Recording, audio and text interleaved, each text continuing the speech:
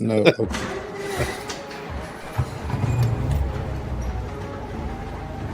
In Memphis, nothing comes easy, and that's exactly how we like it.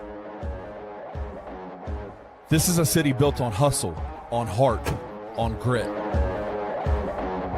And at Carway, our rides are built the same way. Tough, reliable, ready for the grind. No games, no gimmicks, just Memphis-style service. Real, honest, and built on trust. Where grit meets grind, you meet your next ride. Carway, grit, grind, and Pink Beetles.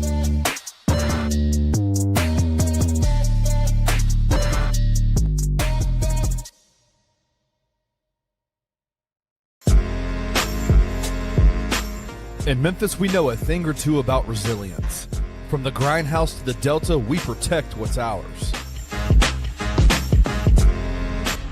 But when pests invade your home, it's time to fight back.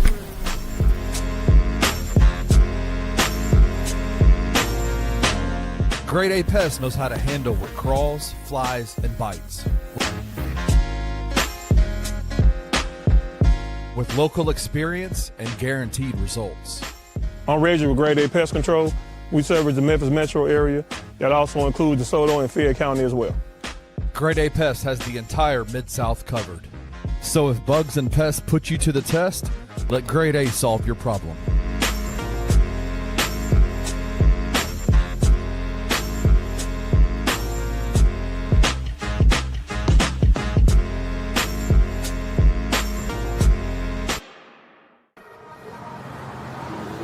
Bluff City Media presents the No Bluffing Podcast. Stepping up to the microphone are your hosts, Christian Ingram and Evan Hayes. Now, let's get to the show.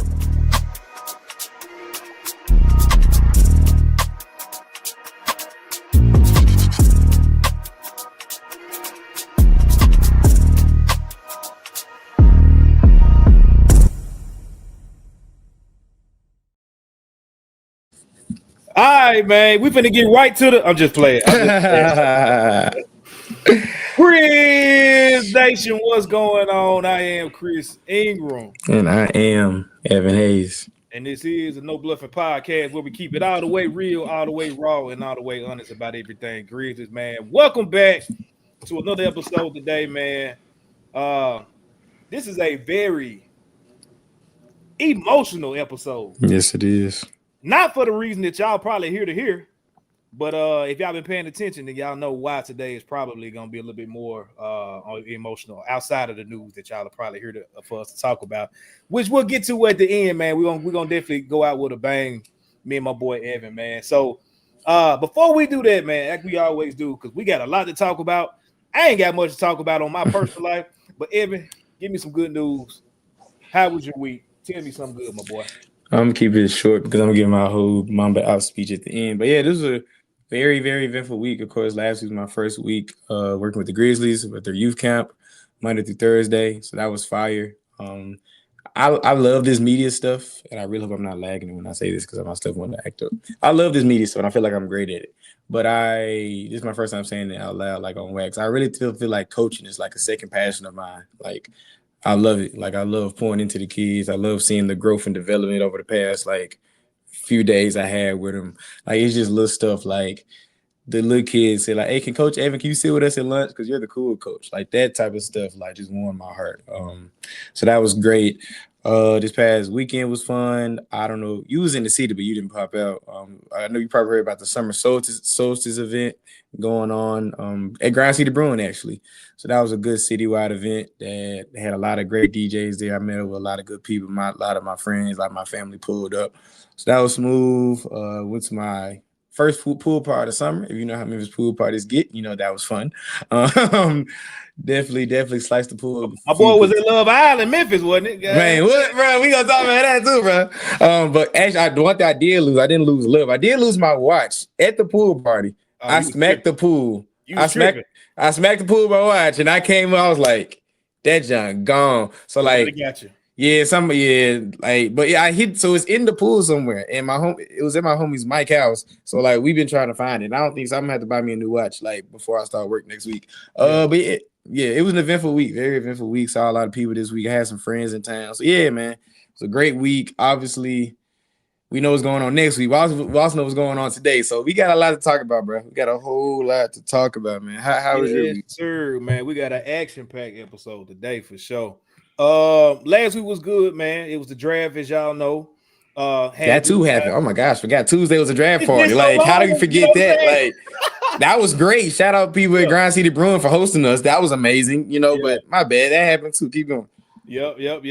That was great. The draft turned out and it wasn't a disappointment, man. I'll say we'll get to that in a little bit. I ain't gonna really get into that right now. But draft night, I guess you would say the 2 draft days. Yeah. That was great.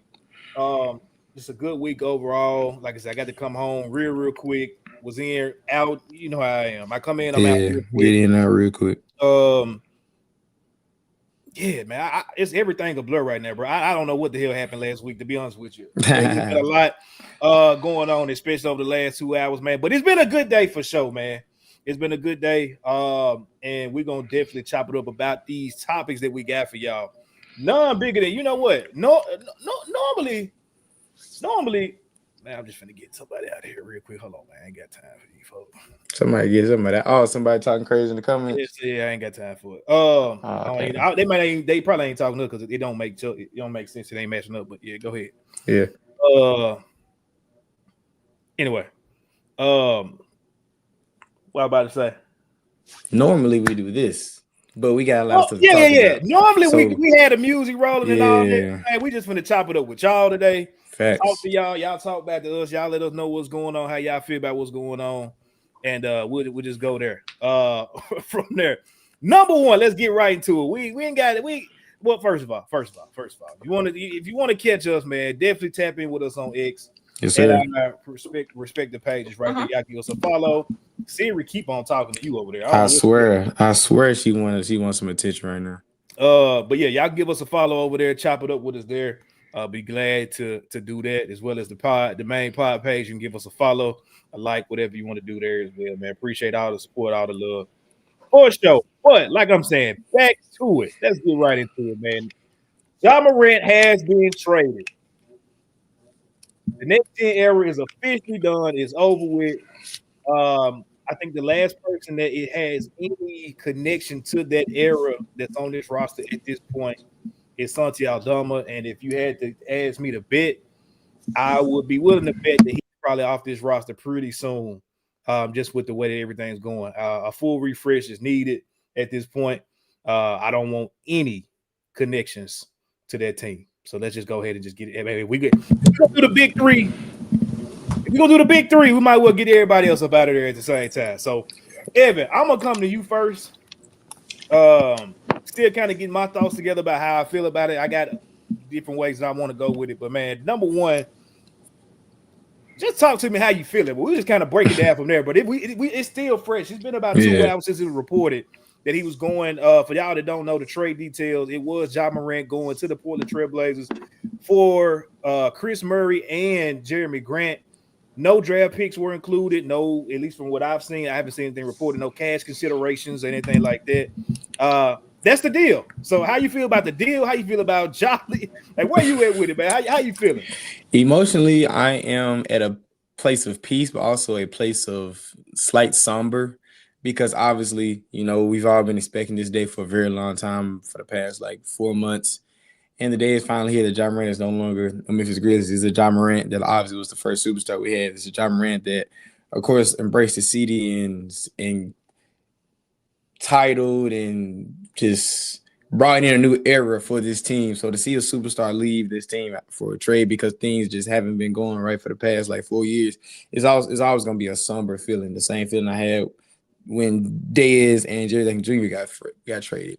I'm at peace for it because the day is finally here. The dark cloud of Ja Morant is no longer on the Memphis Grizzlies franchise, and we can completely turn the page into this new era with Cameron Boozer and Cedric Howard and Zach Edey being the new faces of this franchise. So it's a completely new start. It's a completely new. Hopefully, we get a rebrand too.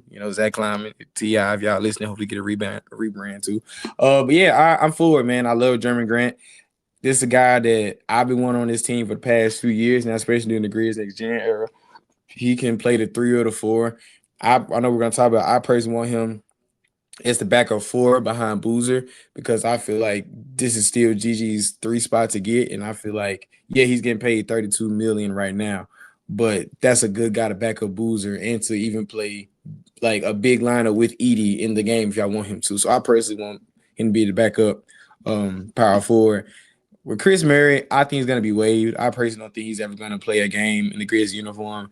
A guy that just hasn't seemed to put it together since he's been in the lead. He's going to his 4th year now. He's a career like 29% 3-point shooter, which is for his brother to be who he is kind of weird that one brother just got to shoot a billion and another one didn't. But he's a good defender. But we have a log jam at the wing position, so we don't need any more shooting guards, small forwards on this roster at all. So yeah, I like the trade. I think this was probably the best trade Kleiman could get. Of course, you can say, like, yeah, we could have got some draft capital, but with the trade value of Ja Morant being so low, this is probably the best we could get. A guy in Jeremy Grant that brings some veteran leadership, that he kind of fits our timeline. He brings offense and defensive versatility, can score the ball anytime he wants for the most part. So I think Jeremy Grant's a great guy to have on this team, and I hope we continue him for the long term. We have to probably retool his contract a little bit, but he has a player option next year. So, but if Jeremy Grant's the highest player on my team with a bunch of young cats around him, I'm happy. So overall, it's bittersweet. It is definitely bittersweet, but I am glad this chapter is over with so we can finally go into whatever the PR team coined this Knicks era, whether Grid and Grind 2.0, Grid and Grind revamped, or Back to the Grind. I know that was a tagline for us for like a few years ago. Whatever y'all want to do, I'm for it, and I am glad that Ja Morant is off our roster. But as always, shout out 12. You embrace the city, we embrace you back, so it's never going to be any hate towards you at all. But it was time for a break, and the break is finally here. Yeah, I just got a text from Same, man. It was funny because I was literally about to talk about this. He said, What'd you say? He said, it sure is a lot of wings on the team, Chris. You cool? I know you were talking about like your ideal lineup. I'm gonna be honest with you, bro. First, let me clear a couple of things in the comments. Somebody said something about it was a GG Omax extension. That is not true. They did not get extended. No, their team options got picked up today. So they are basically on 1-year deals, 1-year contracts. And after this season, they will be unrestricted free agents unless they come to some type of agreement before the season is over. So that's where that stands right now. They were not extended. They got their options picked up. I think they both are making like $2 point some $million a year. 2.4, 2.5. So yeah, like that's where they cheap at. money, yeah. But yeah. That's what, as far as the roster, right? Number one, it's not a lot. I mean, it's a lot to kind of sift through as far as players on this roster. We got a lot of moves we still got to make. We talked about last week or the last couple of weeks where the Grizzlies are going to have to trim the fat. It's a lot of fat that still got to get trimmed because it is so many forwards, wings, bigs. I mean, however you want to describe it. I would even say point guards too, even without Ja being here. It's still kind of some uncertainties or question marks on the roster, but it's a lot to do with this roster. Like we got a lot that we can kind of make shake. And so with that being said, for me, Jeremy Grant and Isaiah Stewart, we're going to talk about in a little bit. Right now, we just talking about this Ja trade. But those are two guys that I know myself and a lot of other, people, at least a Grizz Twitter, have been talking about needed to be a Grizzly probably for the last 4 years, especially early in their careers. Jeremy Grant, I know he's like probably over 30 at this point. Isaiah Stewart is 25, 26, if that. Those are guys that have kind of had the DNA that can come in here and just kind of fit into the role we need to be. When you got rid of Dylan, Jeremy Grant, OG Anunoby, a Mikal Bridges type long wing defender, that's kind of who we were looking for. And you just kind of laid on it. Like the Grizz next gen era is over. So you get both of these guys after the fact. It kind of goes back to the running joke on Grizz Twitter about this front office being on tape delay. Those are two guys you probably should have got 3 years ago, but now we here. It is what it is. But I will say this. Y'all know me and Evan, and again, you can go click on Twitter if you think I'm not telling the truth on this. If you click the hashtag start GG at the 3, you're gonna see majority people from this show under their hashtag. Like it was started by this show, and it's probably got a hell of a lot of tweets under their hashtag with that. So don't get this twisted. What I'm about to say. I would love for GG to start next year, but like I was talking about with Jalen Wells over the weekend, GG is gonna have to earn that spot. Ain't shit given to him or nobody else on this roster going into next season. We have moved forward from that the last era. Ja's gone, Bane's gone, Jaren's gone. And any other role players that's included in that, they're all gone at this point. And so, in my opinion, the only safe spots, and it depending on what you do, it may even say was said, like if you go get a Jaylen Brown, I doubt that happened. I'm just throwing something out there. I don't know if his spot is safe at this point. Only person I know that's got a safe spot on this roster at this point is Cam Boozer, or their starting lineup is Cam Boozer and probably Zach Eaton. Everybody else, hey man, roll the ball out and fight that shit out in training camp. And may the best man win. I think said will win it. I'm just saying. And so with that being said, if GG is not the starter opening night because he didn't like just solidify himself in front of somebody like a Jeremy Grant that's a vet, I'm not mad at this shit. I'm not, because if you roll out there, now I still don't know what's going to happen with that point guard spot. I mean, if you roll Ty out there, I'm kind of indifferent because my thing is I know you're not trying to lose next year because there's no incentive to lose no more. Like there's no point of going out there tanking. So, like, do you roll Ty out there because you're trying to just have like a gap year? You figure out what the other guys can do, and then you go get your point guard, or do you try to go actually fill the starting point guard role, whether it's through free agency, whether it's through some kind of trade or whatnot, and solidify that roster? I think if it was me, I would put Ty on that bench as a sixth man and go get you a starting point guard of some form of fashion. That's just me. There's no point of. I mean, I'm just looking at the roster now. You got basically a well-balanced roster between young guys and vets at this point. So why not just go and fill the shit out some more? If you got a solidified starting point guard with Ty coming off the bench, you got Said starting at the 2 with Wells backing him up in his rightful place. You got Jeremy Grant starting at the 3, GG bagging him up if unless it's swapped and he just do what he got to do. You got Boozer. And then depending on what we do with Santi or Lopez at the backup spot, and then you got Edie and Stewart, man, that's a solid ass roster, bro. That's a solid ass team. I just got to see what's gonna happen with the point guard spot. Like I don't see the benefit of starting Ty right now. Not with what you got. The only reason I disagree with that is because I just looked at the notable free agents. The only notable free agent point guard is Anthony Simons. Unless you Who did I say that I wanted? Oh, you see my tweet last week? That's the guy that I would go get. If you're not, again, it takes 2 to tango. If Anthony Simons wants to come to Memphis, that solves our point guard problem. He fits the age, he has the skill set. Ty can very easily go back to his natural 6-man position role. But you're going all in for one guy. It's not a boatload of point guards that's going to be available in free agency. So at first I was in your camp. Like I wanted Ty and wanted us to find our point guard. That's why I wanted us to go point guard in the draft, which we'll go into later. But since we didn't, I think I'm okay with Ty as our starting point guard. Of course, not for the future, obviously, but for this season, I'm okay with letting the ball go out and let Ty be our point guard, and maybe something comes with the deadline if we don't get an Anthony Simons. Mm-hmm. If Kleiman has the money, because Anthony Simons last year made $27 million.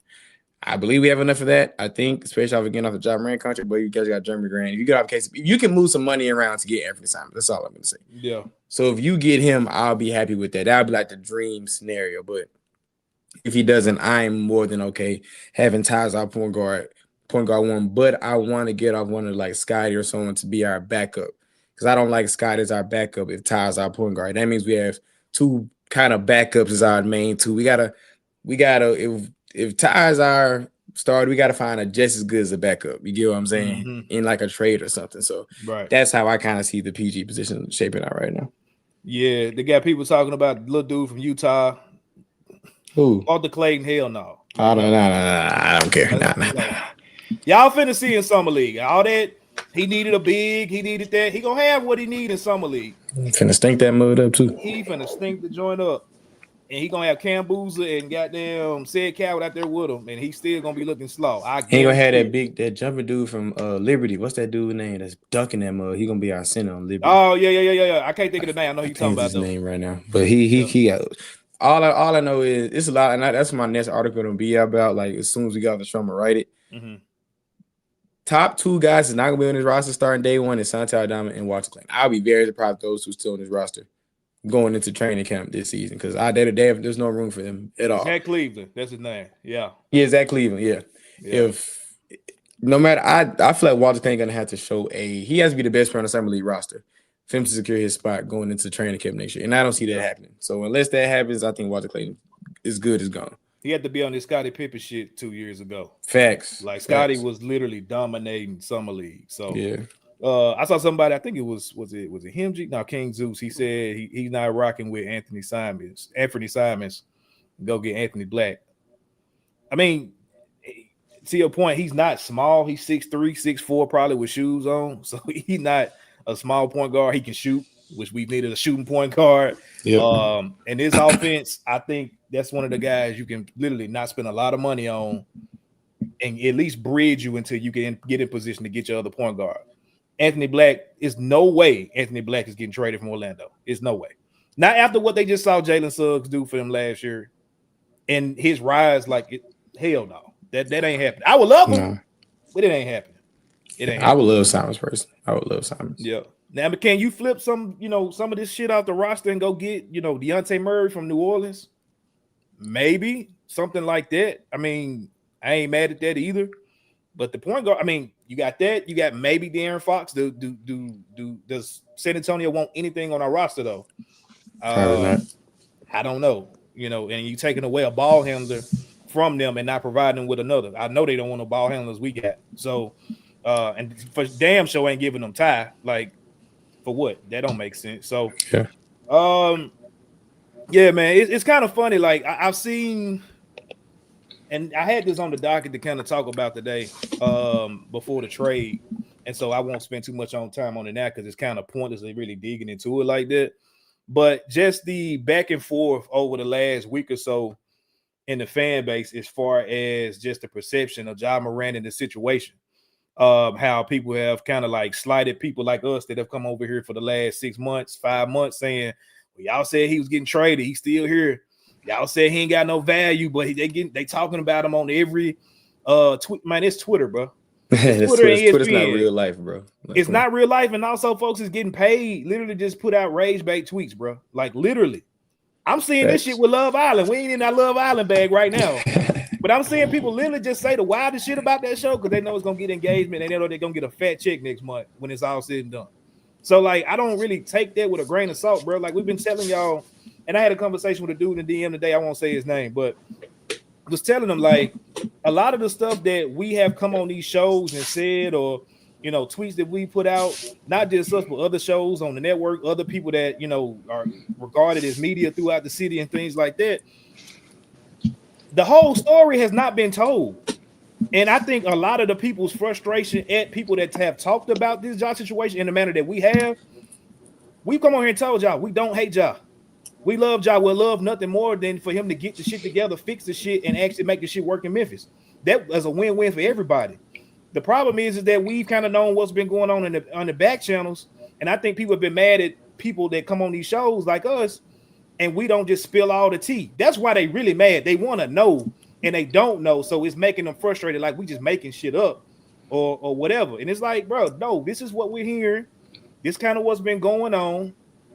And just because it ain't happened yet, y'all said Ja was gonna get traded. He's still here. He gonna be suiting up night one. God damn it.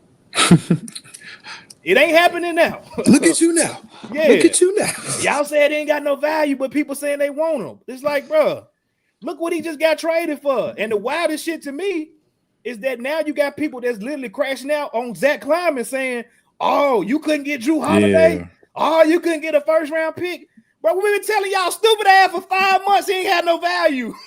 Y'all are fickle. Y'all are never satisfied. Y'all are super fickle. Have y'all not been listening, bro? Y'all haven't been listening. I feel like my voice is gone from yelling at the kids all week. But y'all have just been looking for the headlines about what sounds good. But y'all haven't logically been looking at the situation that we couldn't trade him at the trade deadline. We couldn't trade him at the NBA draft. They've been saying for months that we've been trying to get off this man, but no one wants him because they want us to. We basically had to pay somebody with picks to get off of Ja Morant. So when the notification hits and you see Jeremy Gann and Chris, people are like, oh, we couldn't at least get another guy. I'm like, what do y'all want, bro? Like, do y'all want y'all that? But y'all been saying we've been lying and capping and bullshitting and making up bullshit. Like, no, we've been trying to tell y'all ass. Like, what y'all expect? You can't say we was lying and then be mad and point the finger at ZK now that the shit done went down. Like, come on, bro. Like, and this is coming from guys that are like not ZK supporters. Like exactly. I feel like he did the best he could. Like, this is a pretty good deal, all things considered. I feel like this is the best deal he could have possibly got. Because I said I said during the draft show, Sane said it. We thought that Gigi would have to get packaged in with Ja to get off a job. Gigi Jackson's still in his roster. Thank God. All the guys that we thought was have to make the deal better are still on the roster. So we're keeping all our assets, all our picks, and getting off a bad contract so we can go into this new era. What more do y'all want? I don't know. I mean, you got to get out of La La Land, bro. Like La La Land, yes, we should have got 4 picks. And I mean, if it was an opportunity to really bring him back in and rehash his value and things, rehab his value, I should say, not rehash. Then yeah, maybe you could have a LaMelo Ball situation. We'll maybe talk about that, touch on that really quick later on in the show. But like people saying, well, they just had their best season. Why would they trade him, bro? They wanted to trade that dude last year. Like we talk shit about Ja, not us, but like the media or whatever talk shit about Ja, but like he doesn't have a actual like he didn't do it. He ain't really committed no crimes. He did dumb shit. A lot of it. A lot of head assery has gone on. A lot of foolishness and other shit. But he ain't really committed no crime and nothing. And we've defended him even in that regard. LaMelo has actually done a lot of crazy shit out there in Charlotte, like almost like a nuisance to the community. So like, get that man off the streets yesterday, bro. Yeah, if they can get a first round pick in Naj Reid, of course they gonna get his ass out of there. Like, because they know it's a cycle. It's gonna be something different happens this offseason or next season to where it may kill that value again. So they go ahead and move off of him. I understand that. Now I don't understand them breaking down the bones of everything else, but that's on them. We'll talk about that trade in a little bit. Well, I'm just saying that could have probably been a possibility if Ja Morant showed that he was willing to do it. But like we told y'all last week and been telling y'all for months, the man was quitting best, like he was not playing on purpose. Like Jinx, you owe me a goddamn soda. Like we exactly like it. And it makes me so because now I'm seeing it because I knew this day was gonna come and I was gonna get the angry people in my mentions or on my stories and all that. Like, oh, the Grizzlies ain't the middle play 7 grand. Exactly. LaMelo proved that his value should be higher because of what he played. Ja Morant has not done it. He's played 79 games for the past 4 seasons. So let's not do that. But the things that's pissing me off of what I'm seeing is like people get angry, like we shouldn't have got off a Ja and all that. Like he didn't want to hoop. Like, what more can we say? Like, he quit on national television against the Los Angeles Lakers.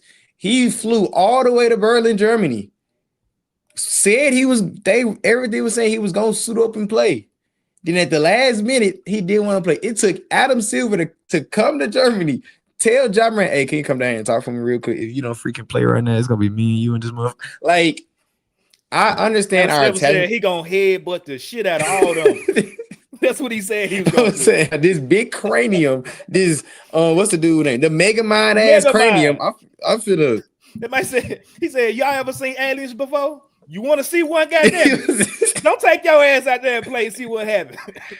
Like this is coming from people that we never questioned the talent of Ja Morant or how good of a basketball player he is. Like he is a top 5, top 10 talent in the world when he's on the floor.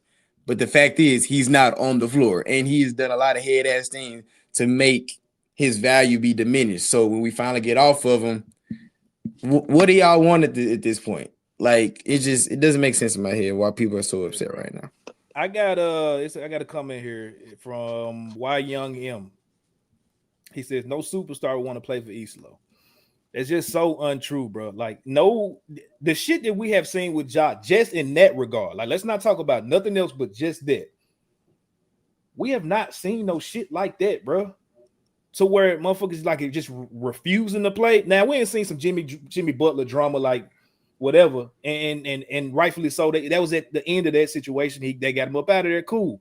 But like to the point to where you quitting on national TV, and I had to go. I ain't hopped in a Twitter space in forever, but I had to hop in a Twitter space last week because shit was kind of getting crazy on the timeline, and people, and so I hopped in, and it was like narratives being pushed out there that like the Grizzlies were keeping him from playing, or they were keeping him from doing this and that. And I'm like, hold on, that's the narrative that's out there.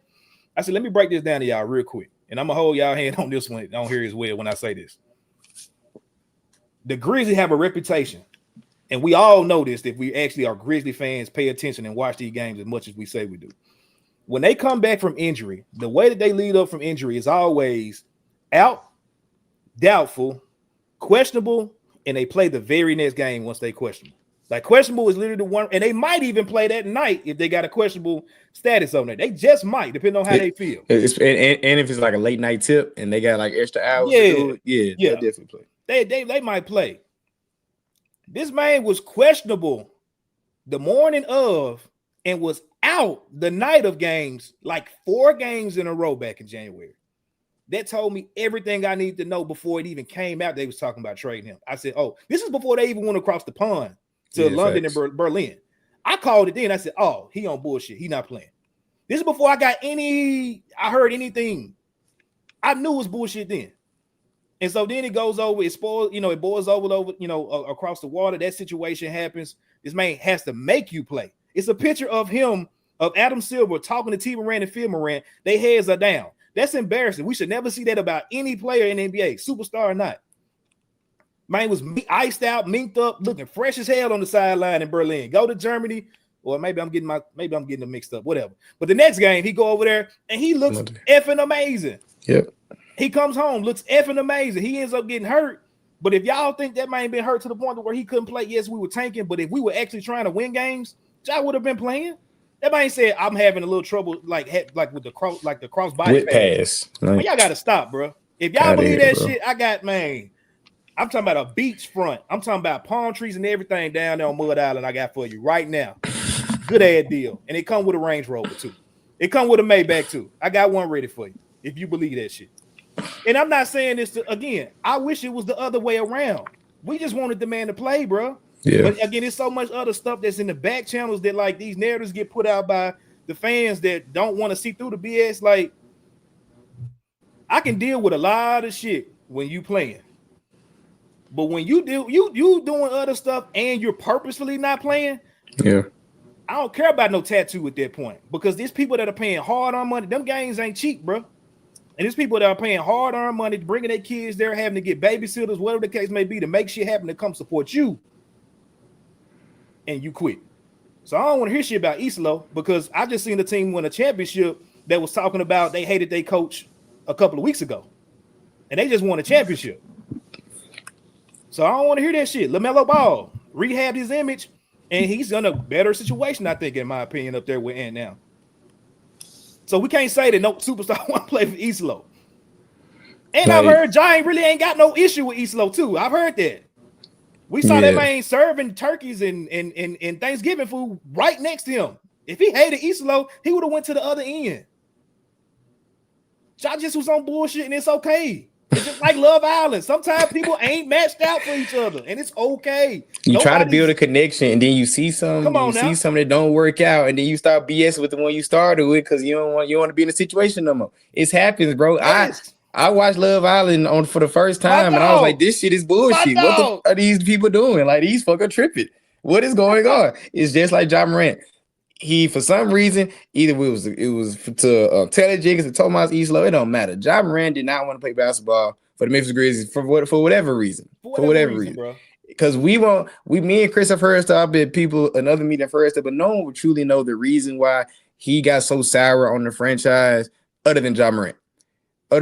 Like, I know we talked about in the past how certain media members have tried to protect Ja because we know some things and all that. Like, Shot by now unfollowed us on Twitter because all that stuff, like, hey, bro, like, it's cool. It is what it is. The matter situation is Ja Morant did not want to play basketball. He's on a consistent basis and did a lot of stuff off the court that didn't help that he didn't want to play basketball. No matter if it was 4 years later or not, it still happened, and it started tainting this era. So for all parties involved, and this is me believing that Ja Morant's gonna ball out in Portland. I truly believe he's gonna play good basketball in Portland. But as a Grizzlies fan, I'm not gonna be upset when that happens because all the BS that happened the past 8 years. Right. Like, it's just like a relationship. I'm not gonna be mad if my ex-girlfriend, she turning up good with this other dude. I'm like, well, I still dodged the bullet because we BS with me. It just didn't work out. It's the same thing with basketball players, man. So the quicker as a fan base we can move on and get our emotional attachment out of it and just look at it from a logical basketball perspective, I feel like we'll all be better. Yeah. I shout out to King Zeus. I had a conversation with Anthony Sane, man. It's probably 2 months ago, this particular conversation we had. And I asked him a little bit about this particular, what you said, King Zeus. Like, all right, when this all blow over, it's all done, like, do you think the shit is just gonna, kind of just start to come out the woodwork? And he said, just even from some of the people that he done talked to, like, probably not. Like, because the thing about it is, you got to think, and what he told me made a lot of sense. If Memphis media, whatever, the city, like, again, it ain't just people in media, it's people that literally just are citizens of the city that have seen and have stories of their own of shit that has happened.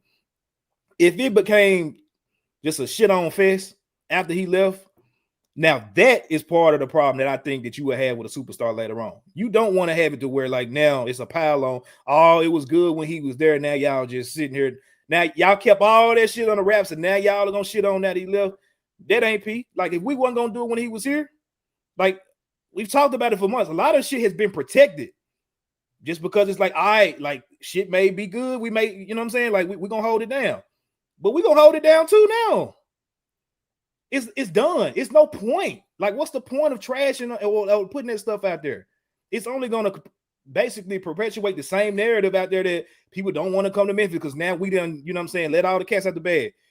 Chandler Parsons, we know what happened when he was here, and you know what I'm saying, we get our jokes off on Twitter and shit, but like, it ain't been no full-on hit piece out there on dude. Like, bro, bye, bro, gone, bro. And he wasn't even no superstar. Nah. Like, he was just a dick. And he bags him out the city all the time. We still we still don't say the full story on why Chandler Parsons' time in Memphis didn't work out. So right, I'm not really too concerned about the stories coming out because we did that because we had love for Ja. The city still, in forever will have a Ja-sized heart in the city's heart. Like, it's gonna happen.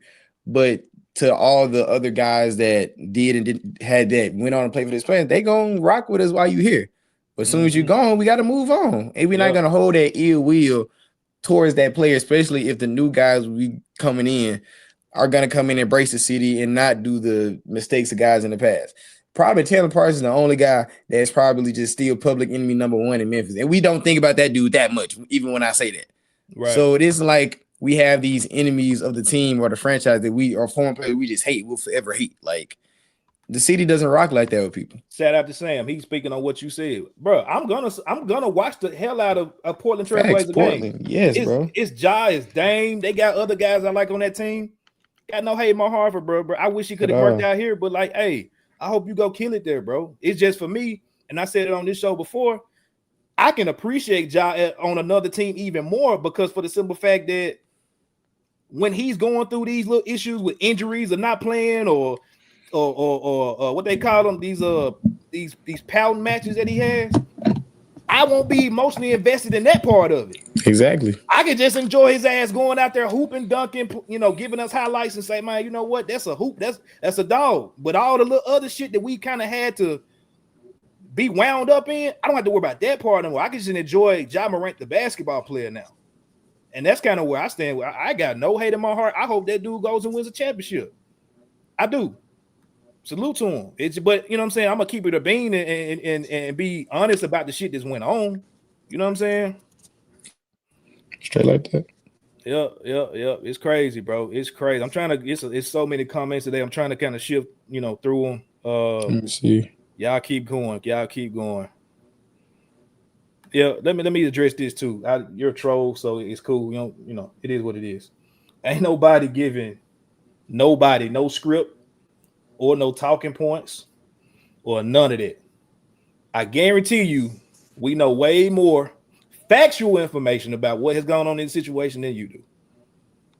And that's what we base out. Like, it is. You know what? I'm not even getting no more time. Yeah, I wouldn't. Yeah, whatever. Just that one. I just want to make that clear for anybody else that come in the comments and be trying to say the same stuff. I'm gonna let you talk to yourself, but yeah, like, ain't nobody giving nobody shit. Like, we can cut this show and stop this show tomorrow and we wouldn't give a damn about none of that. Like it don't benefit. That's the thing about it. What does it benefit Grizzly fans, people that's paying money supporting the team, to go out here and purposely shit on job? What does that do for us?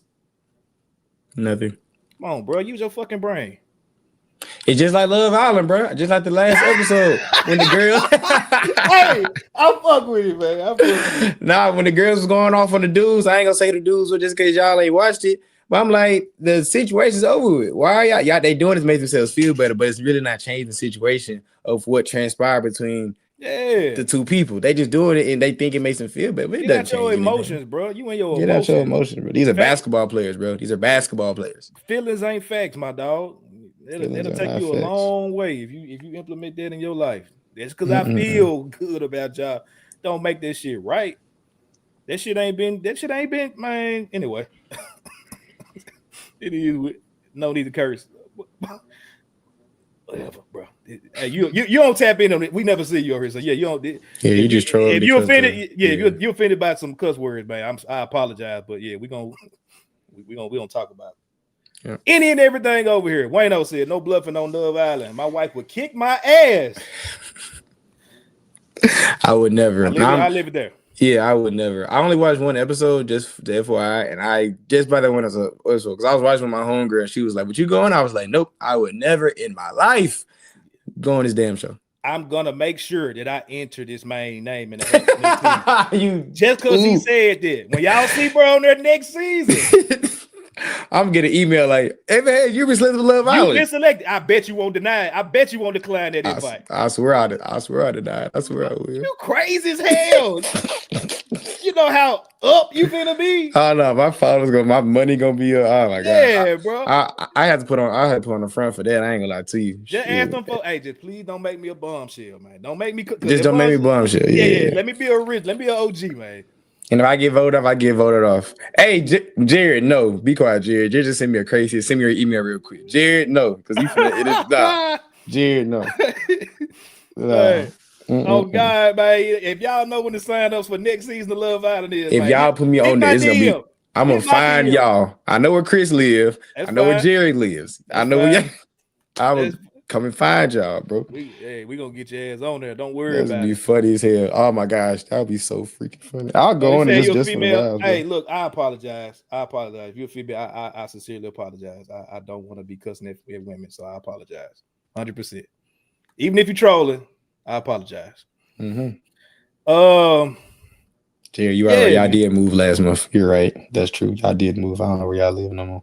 Dang. Man, Josh Breezy said these folks acting like y'all won us 3 chips in 5 years. Hey, what, bro? Like, bro, we won 1 playoff series in 8 years. Like, what are we talking about? Like, y'all got such this love, and I understand because he was a superstar and it was flashy. But what were the production? Like, what was the benefits? Like, what was the results that we got out of it? Like, people have these rose tinted glasses, and that's part of the reason why what me and Chris are one thing we never agree on is how we view the grit and grind era. Like, we have rose tinted glasses because as a franchise, that's where the highs we've been in, but we still really haven't done none great in the grand scheme of the franchise. I feel like we should be more excited about the new group coming in that could possibly take us to new heights instead of dwelling on the past with guys, especially in the Ja Morant situation, that didn't take us anywhere. Yep. Because what happens is championships, or at least finals appearances. We know how hard it is to get to the finals. So let's try to strive for that and not just second round exits. Right. Let's get our standards up just a little bit right here. My boy Malik, man, salute to you, man. We gotta get Malik on the joint at some point, man. Malik, we gotta make that happen for sure. I gotta get on, man. Yeah, we gonna link up, my boy. We've been chatting, but we gotta make that happen. And we was talking about that in the DM a little bit ago. Yeah, they want to buy tickets because Ja got traded, man. Hey, go ahead. Please. Go ahead. Because this is my thing. I think I told Malik in the DM, like, bro, them tickets it's been plenty of tickets the last 2 years with good ass prices now.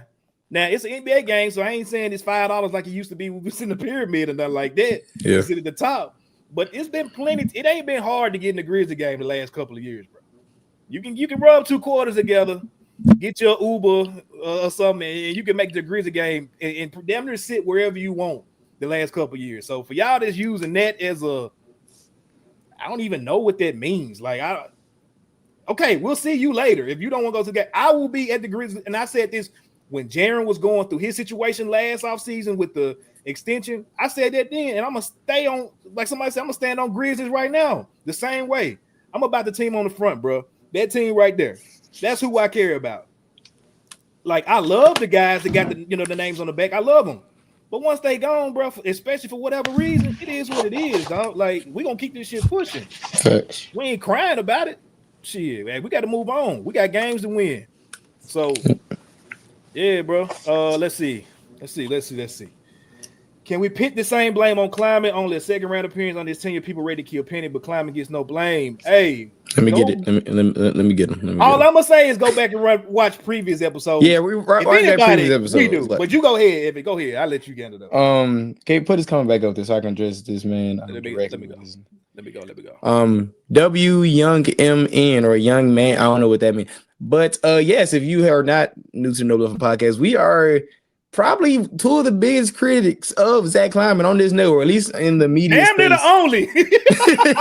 Damn, we be five freaking lives on this network. God damn. Oh God, we be fighting. But yes, we have gone down a list of all the bad moves Kleiman has made, and also one thing that Kenny said during the live, one of the decisions he made was giving Ja Morant the maximum contract and it fell on Ja Morant because Ja Morant didn't live up to the contract. So yes, there is plenty of blame to go around on both sides. We can talk about the Zaire Williams draft, the David Roddy draft, the Kenny Chandler, the Marcus Smart deal. We can keep going. Hold on. Since they say we ain't said, go ahead, bro. Let's wrap it. Let's go ahead and just run all the bullshit off the Climate so we can get that out of the way. We got about 600 people in here, so let's go ahead and let them know. So they say don't nobody in the media space of Grizzlies, like they don't say nothing about Climate. So you ready? Go back to the previous episode if you don't believe us, but go ahead and do it now as well to keep people up to speed, bro. Okay, not surrounding Ja Morant with any vets when we needed to. Not negotiating contracts better with Desmond Bain and Jaren Jackson Jr. When somebody could have taken a pay cut, but no one to take a pay cut. You got the guys money, couldn't get more guys here. Boom. Not getting a good Steven Adams replacement. Boom. We already talked about the David Roddy draft. We talked about the Marcus Smart deal. Who else didn't we bring in Justice Winslow? Wasn't that his deal too? Mm-hmm. That was Justice Winslow. That was a terrible decision. The funniest shit about the Justice Winslow deal was the night that it happened, bro. If you went on Justice Winslow's Instagram, mind you, this team had Ja Morant, Jaren Jackson, and Dylan Brooks on it already. Yep. The man changed his Avi. Yes, he did. Almost like on some AI shit to it was this logo where they had on these jerseys, and it was Winslow in the middle, Ja on one side, and Jaren on the other. Just said, fuck Dylan Brooks. I'm the guy. I'm the missing piece. I should have known it. Now, granted, I was excited because he had killed us like the first game of the season in Miami. I was like, damn, Winslow looking different this year. Man came here and shit the bed, man. So yeah, that was hilarious. But keep going, bro. My bad. We had the Andre Iguodala deal. Andre Iguodala never stepped foot in Memphis. What else? We could. Damn, I'm trying to think. There's a lot of stuff. Not getting off Dylan Brooks quick enough. When Dylan Brooks shot us out of a Lakers series individually. What else can we say? I'm named a Q. You missed out on every possible wing to add. After couldn't get OG Anunoby. Couldn't get Mikal Bridges. Couldn't get Kevin Durant. Like those are guys that.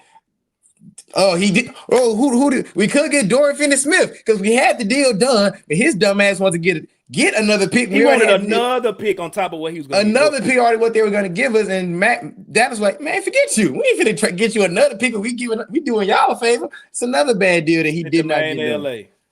Hey, okay. It's a lot of things, bro, like that he has failed on. So, like I said, this show right here, I can't speak with nobody else.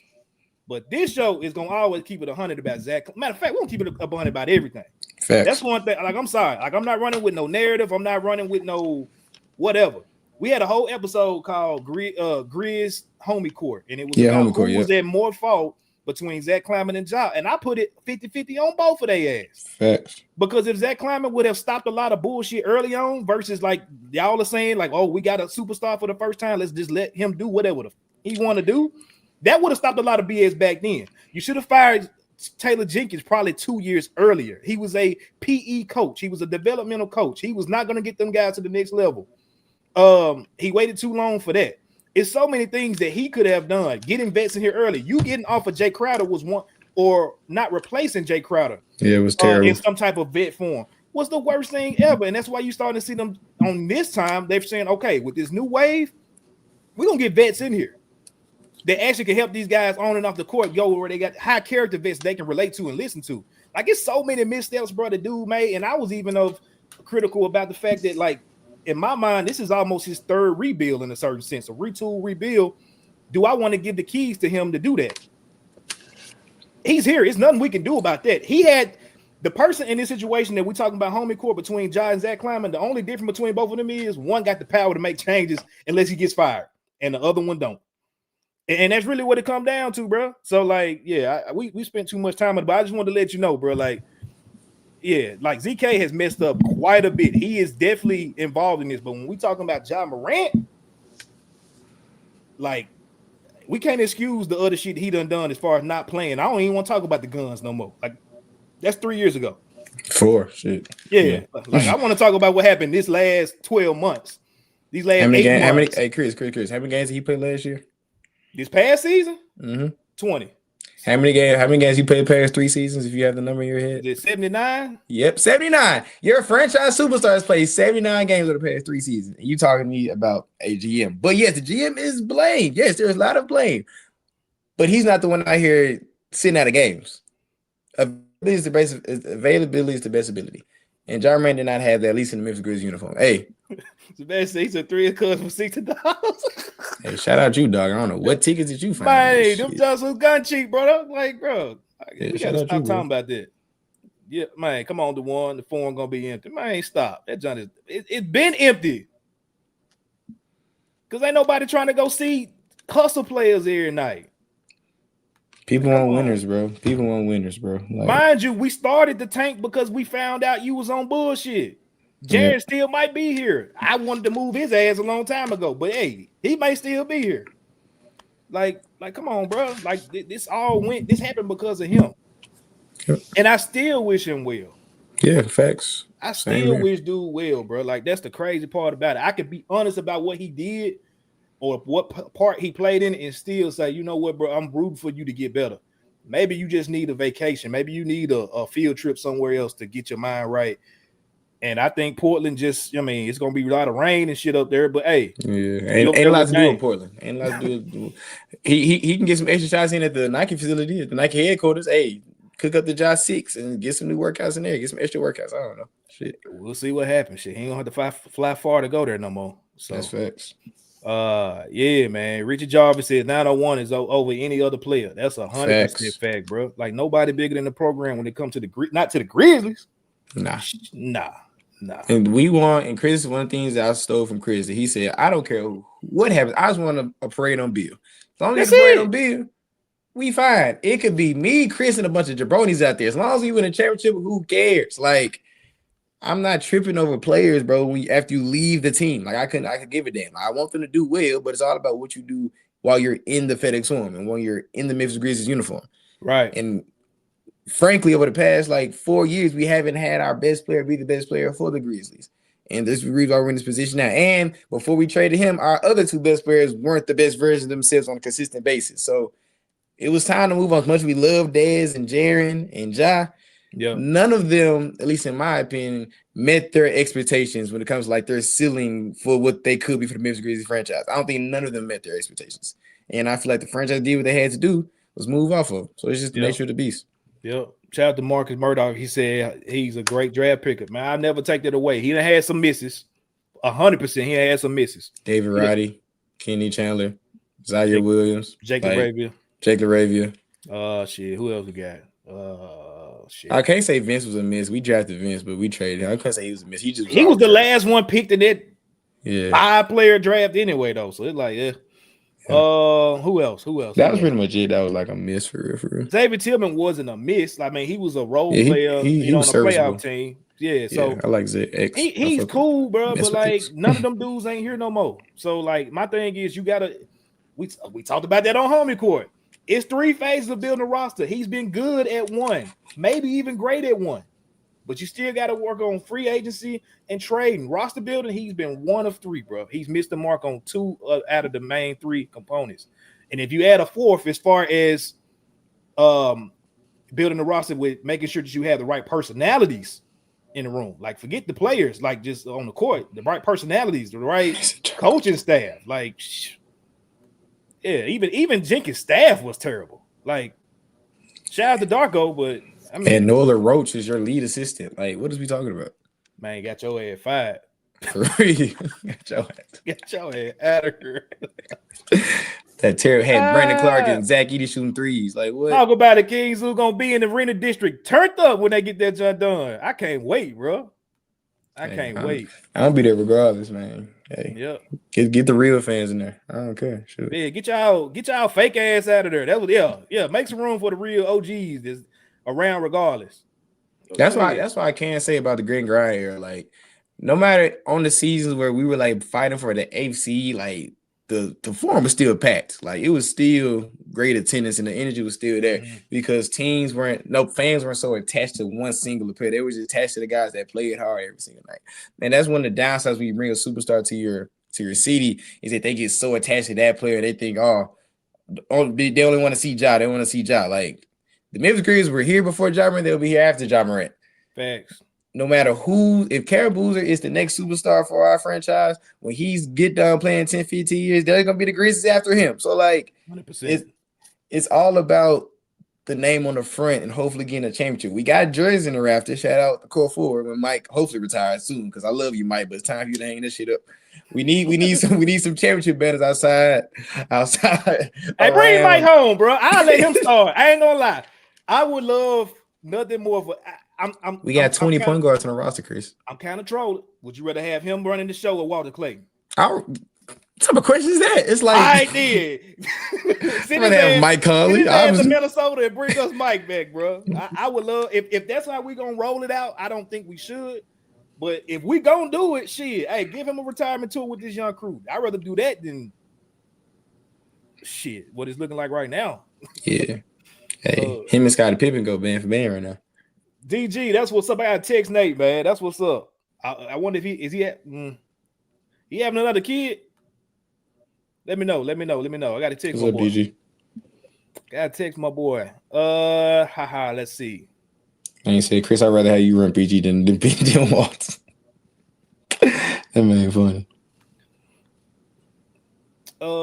Salute. Jay, how do I pronounce your name? Denise. Denise. I'm gonna say Denise.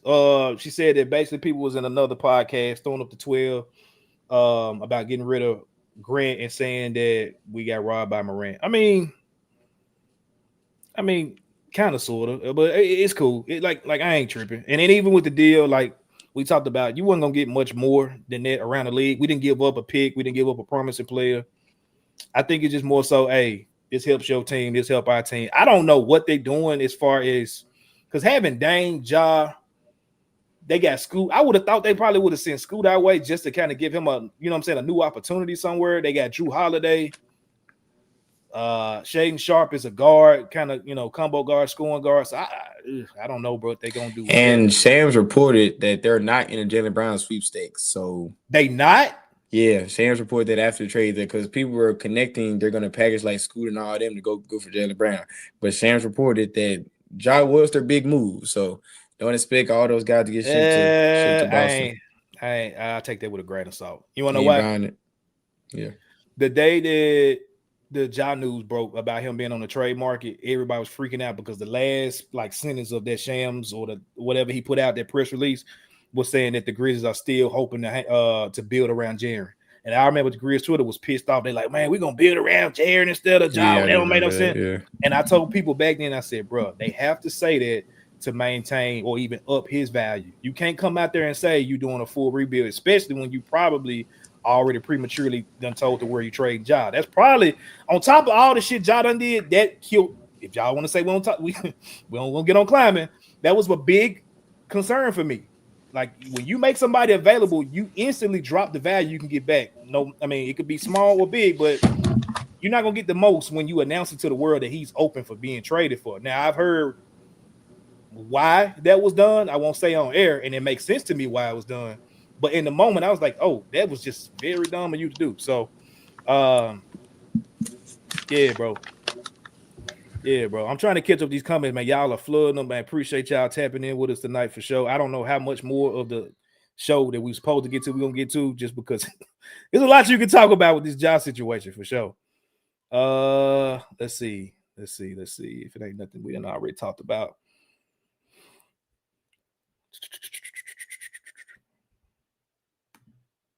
Thank you. See, we friends, Jay Denise. We friends. See, yeah, you can't just go to work, show up, and not do nothing. They gonna send your ass home. They gonna cut you. They gonna fire you. That's just what's gonna happen. Now we didn't cut him, and I never bought that. Like people saying the Grizzlies gonna mess around and waive job. That was never happening. ZK is a prideful man, and that's one thing I kind of hate about him. He wasn't doing that. He's too stubborn to wave and stretch a guy. Like, nah. That's why I was wrong. I didn't think this was gonna happen for a long time because I would think he wasn't gonna take on a bad contract, but you see, he found a suitor. So yeah. Yep. The man said the parade on Bill gonna be short on airway. Stupid, man.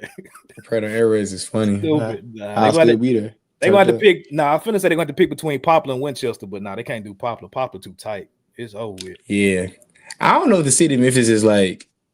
We're not prepared. Yeah, that's what I'm saying. I'm gonna say like, I don't think you read my mind. I'm like, we're not prepared.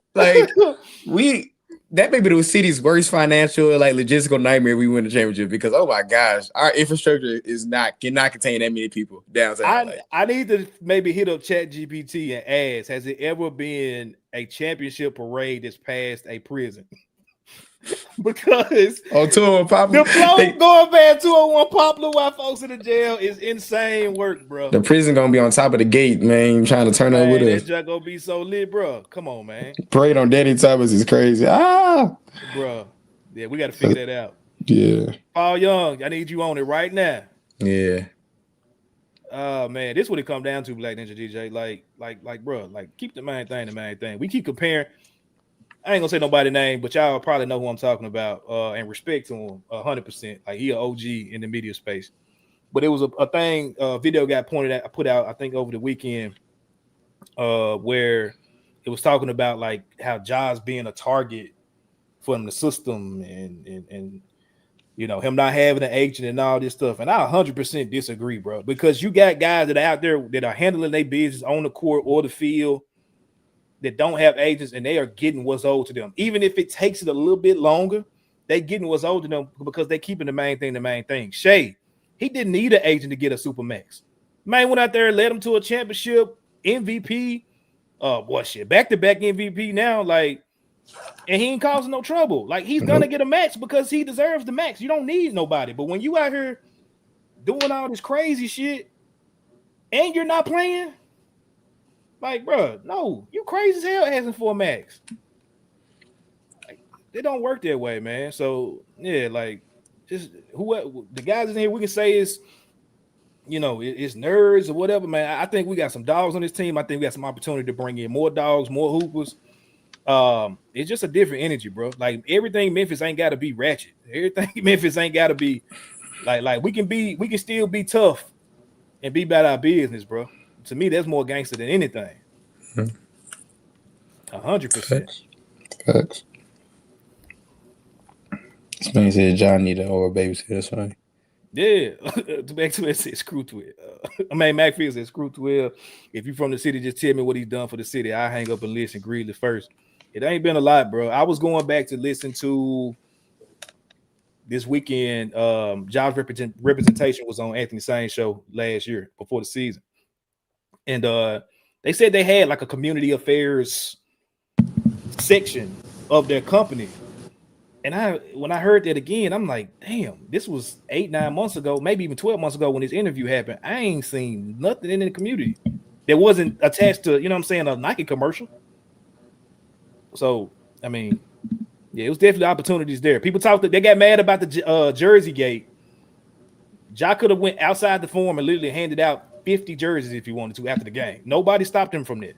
He could have been in his car, his van, handing out signed jerseys. He could have met the fans at Mount Moriah and handed out jerseys if he wanted to. Like, nothing stopped him from doing. Hey, he working out at St. George's, man. Do a pop-up shop outside St. George and just sell jerseys, or not sell, just give away jerseys. Like, you could do a lot of stuff. Like, he was at Shelby Park this weekend. Shelby Farms Park. He was at Shelby Farms. Like, could have gave out jerseys then. Could have gave out shoes then instead of giving it to the little rich kids on the front row every time. What about little Day up there at the top that can't get down, man? You know what I'm saying? Orange Man, like, come on, bro. His parents did everything they could do to get him to a game. Like, it's so much more that could have been done, bro. So, you know, I ain't with it. The team kept him from doing certain shit, man. Like, you're a grown man, bro. It's still some stuff. If you can go out there and act a fool, you can go out there and be an angel too. For sure. They take the same energy to do either one. Shout out to Mark. He said that the health staff has been a problem. 100%. But I don't know if y'all we talked about it last week, matter of fact. Yep. It is a new medical staff. I've heard it's gonna be some different practices that they're using. So that's great, man. It's great that it took y'all 3 years to do that, but a little bit too long to do it, but it's doing. So you know, they trying to fix it, bro.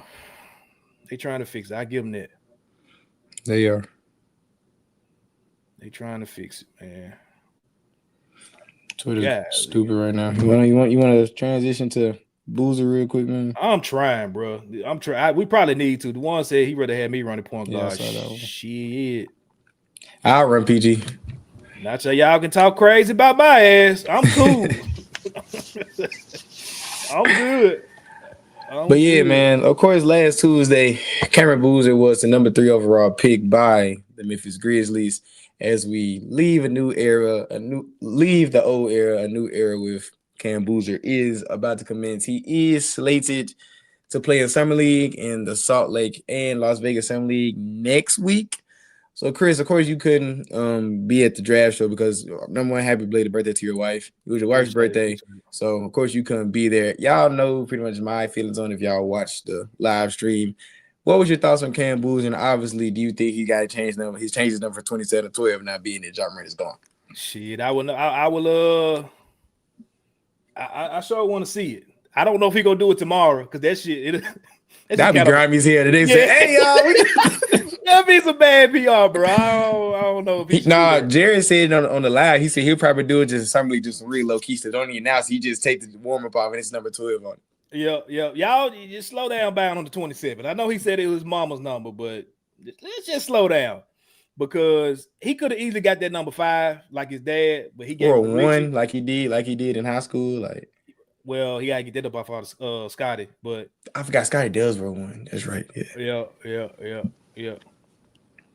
Let me just say, I don't. If that was what I was talking about, a video over the weekend, no, that I was not talking about. No.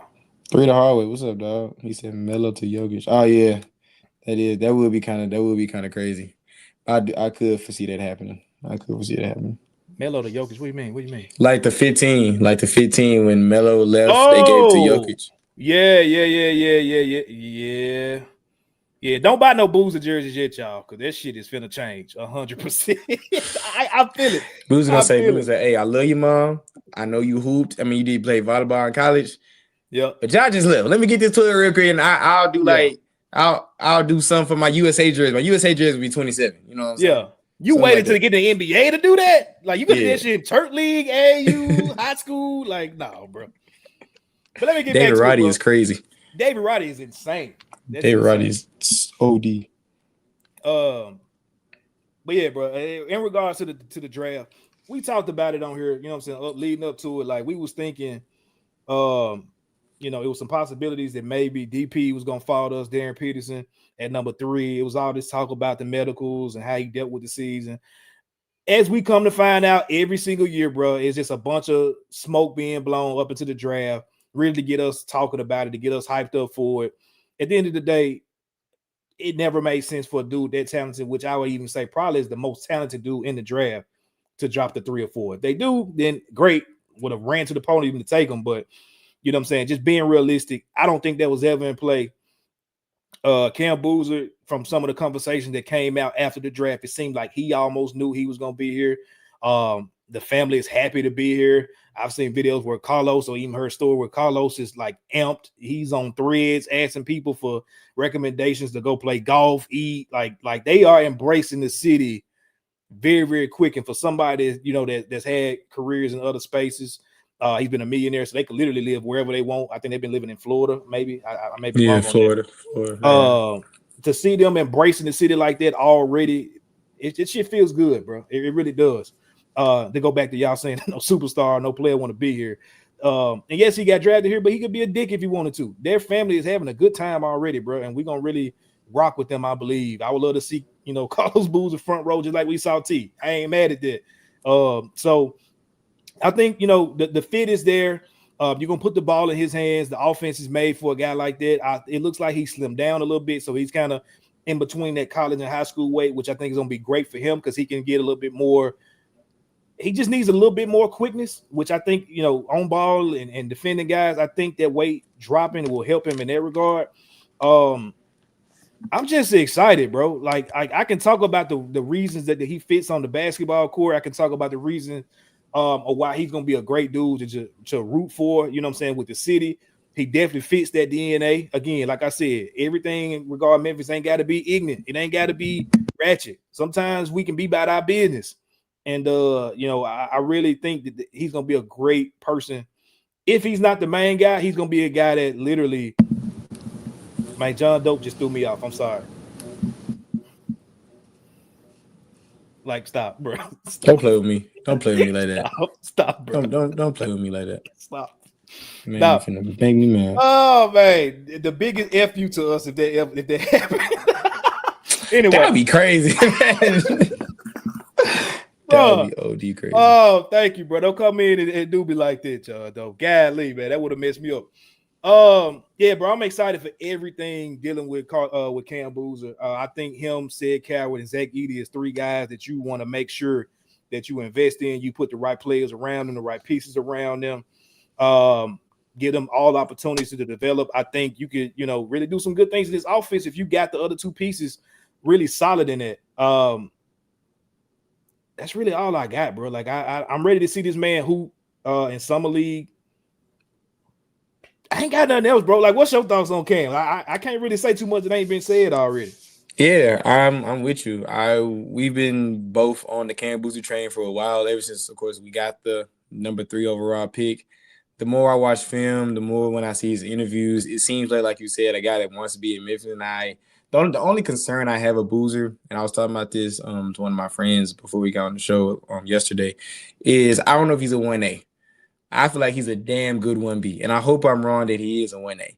But even if he isn't a 1A right now, that's a great guy to be your number 2 going into this new era. He can score, he can defend. Obviously, his playmaking is underrated. Like you said, physically, if he can get a little bit quicker step, I feel like he'll be fine. I know Sane has thrown out Larry Bird.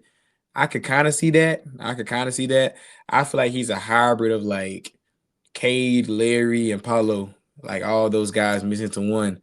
Of course, physically, he's ready right now as a physical standpoint. I can't stress enough about how excited I am. Our plus minus, our player efficiency rate, and our PIE stats are going to be through the roof with Edey, Coward, and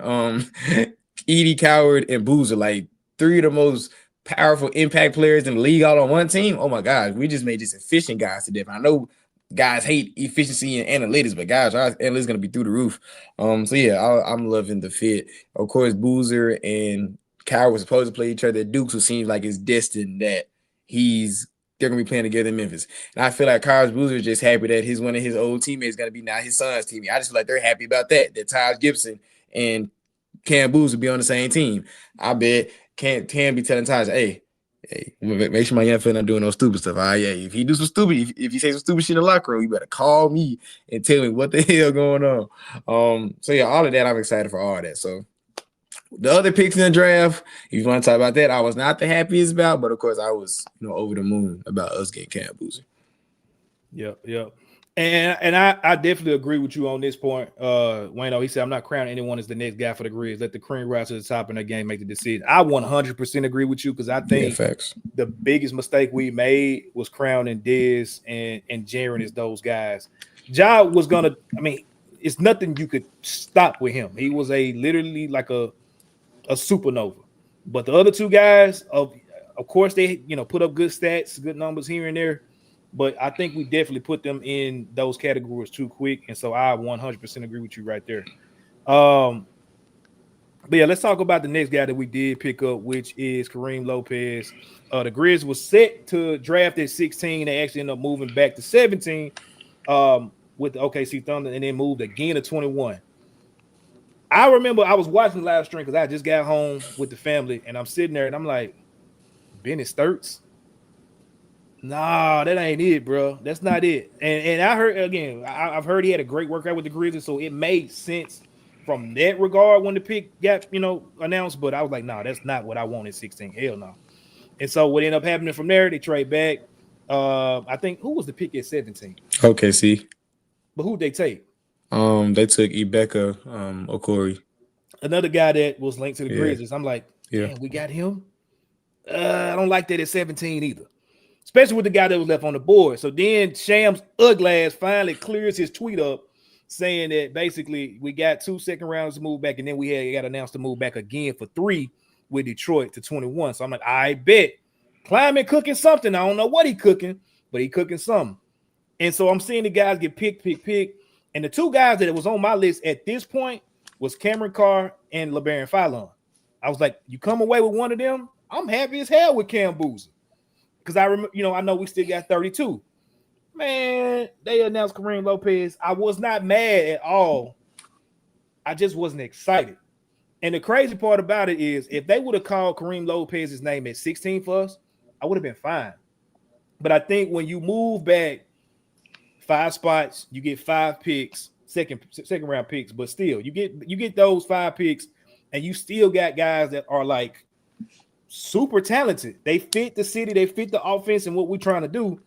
I was like, I just probably would have been out my chair if you come away with either one of them.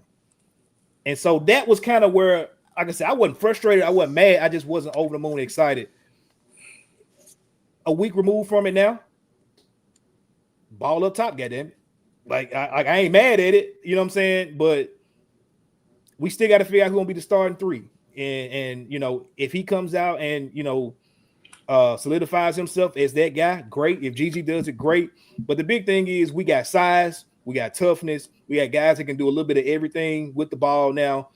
Defensively, I've seen him, go up and block shots at the rim.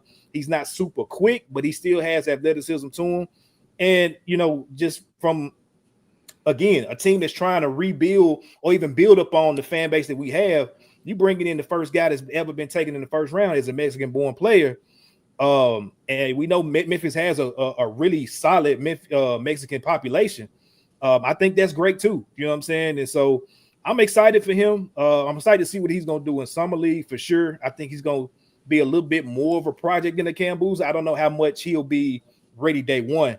But you look up, 2-3 years from now, I think Karim Lopez will be a really good, solid player on the squad. So after you got over to being pissed, because I know you texted me that night, bro, you was hot. I said, damn, bro, boy, what's up? So how you feeling a week removed from that? Like, are you still feeling the same? I first got to shout out everybody that saw me, get pissed off. Who said that? Yes, my boy. Yes, he saw it. I think Key Meek said something too about like, yep, oh yeah. If y'all watched the live stream, y'all saw my reaction when they said Karim Lopez. Oh my gosh, I got to send it to you. I was overly pissed off. I had Wayno text me. I had a lot of guys text me like, yo, Evan, calm down. He's gonna be fine. He's only 19. Yeah. A week removed. My brother is not lying. I dead as ran out. I ran out the venue. I ran to the street. Like I was ran out the villa. I ran out the villa. Yeah, that is exactly what happened. I was pissed. But yeah, a week away from it, I still more or less feel the same. Like I literally wrote a whole article about why I didn't want this man on my roster. Am I more like damn, the hate watch is crazy? I did like on Sports Industry, y'all can look it up right now. It's literally titled "The One Prospect That Memphis Should Avoid." I forgot you wrote that. Damn. Yes, and Rusty and Wayno, all these people like, yo, Evan, you're wrong. Like I don't think I will be wrong, but hey, let's. Okay. I hope you're wrong now. I hope I'm wrong. Yeah, I hope I'm wrong. For the Lord's sake, I hope I'm wrong. But we have a guy that he's not fast enough to play the 3. he has the size of a 3, but he's not fast enough to play the 3. He's not big enough to play the 4. He doesn't rebound the ball great for his size. He can't shoot the ball. He's not a good playmaker if you're going to play him on the wing. He is good at attacking downhill, and he's a pretty good off-ball defender. People throwing out Aaron Gordon comes out there. If he gets a jump shot, maybe. Like, physically, like you said, I don't see that at all. Yeah, like, physically, he fits the theme of Kleiman's draft of we're getting big physical guys, long, that can guard most positions and play most positions and have a versatile group. Yeah, on paper, he has all the physical intangibles. But when you're not that athletic, you can't shoot the ball, you can't play make. Well, I want you on this roster. Mm-hmm. So I hope I'm wrong. If I'm the one guy, because I know I was the one guy in the Memphis media space that wasn't rocking with the pick. Like I was on an island pretty much by myself because I thought LeBaron Fowler and Cameron Carter was right there. Like we just talked about how find our PG for the future. Could have easily found that right there. We already have a log jam at the 3 and 4 position. So yeah, again, I hope I'm wrong about the Karim Lopez pick. Like being that it turned into Isaiah Stewart, I love it. Being that what it got us because essentially we traded back 5 spots to get Karim Lopez, Isaiah Stewart, and 2 second-round picks. That's a great deal for Kleiman. As someone that criticizes Kleiman now, that's a pretty damn good deal. And we're gonna talk about why I love the Isaiah Stewart pickup. So in the package of where we got Karim Lopez, I love it. But as a prospect, I don't, because like you say, he's a project player. Mm-hmm. Call me impatient all day, but I want stability and production. I don't want a lot of projects on my roster. Cameron Boozer is already like, he's not gonna be a project, but you're putting all your tips to the table, him being your next best player. Mm-hmm. We already went through this because I think Wayno said it right in the comments. We already had our project with Gigi. I don't need another 3-4 years for a guy to turn into something, man. I just don't need that right now. Like, I need guys that are young, that can produce, and we can see them get better. I don't want to see the fruits of our labor 3-4 seasons down the line. Like, I just don't want to see that. I'm kind of over that. Like, just wait. Like, nah, bro, I want to get to winning and being competitive basketball. We're not going to do that if you have a bunch of project players on the floor. So if I'm wrong, I hope I am. I'm putting it on wax. It's my last episode for the time being. I hope I'm wrong. I genuinely do hope I'm wrong because I want Karim to be successful. He's playing for the Memphis Grizzlies. Like, he has a great story. And he's a raw prospect. He's only 19. Like, he has a lot of room to grow. If he gets a jump shot and all that, great. It's just what I've drafted him this year for where this team is going with needing stability. I wouldn't have drafted him. That he doesn't fit the team in my vision of what we need going into next year. Hopefully this will help you kind of get to where I'm at on it, because this is exactly a shout out to King Zeus. This is what made me that night kind of be like, you know what? Let me get excited for this pick. This dude, he played in the NBL, and Wayno, I don't know if you said it already, but forgive me if you did. I don't know if Wayno got a chance to check him out over there. But anybody that's came from the NBL, at least in the first round, I may be wrong, but most of the guys that have played in the NBL and come over as young players have been pretty damn successful in the NBA.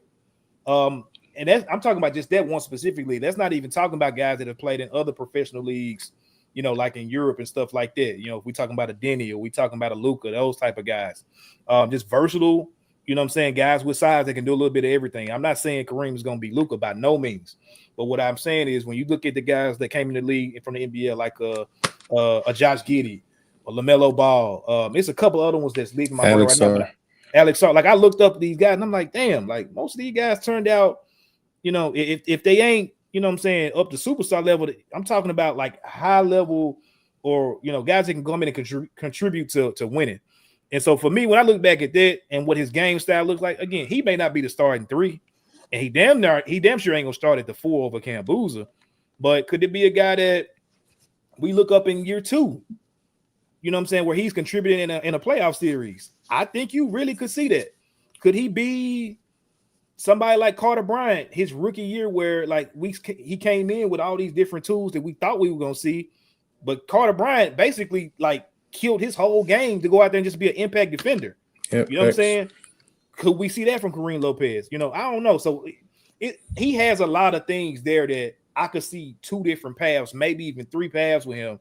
But that NBL track record, that's the one for me. I was like, okay, he's going to be solid because he's been playing against grown men. The physicality is not going to mess with him at all. And that's what you see guys that come in, American-born players that they get in the NBA. They just can't, especially if your body ain't filled out. That's why we see Jalen Wells on the ground all the time, because he on a fast break, get caught, and then they whooping his ass midair. Like, so.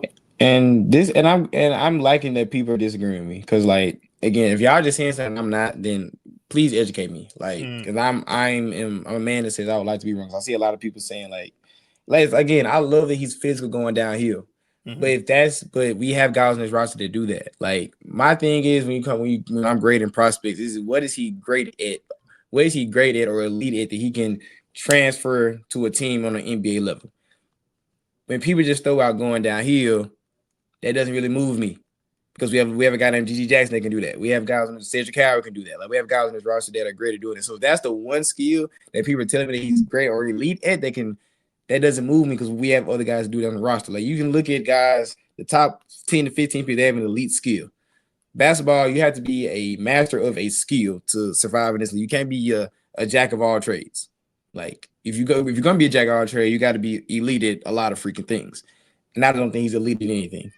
So again, I genuinely hope I'm wrong. I genuinely do. I was just upset for a lot of different reasons.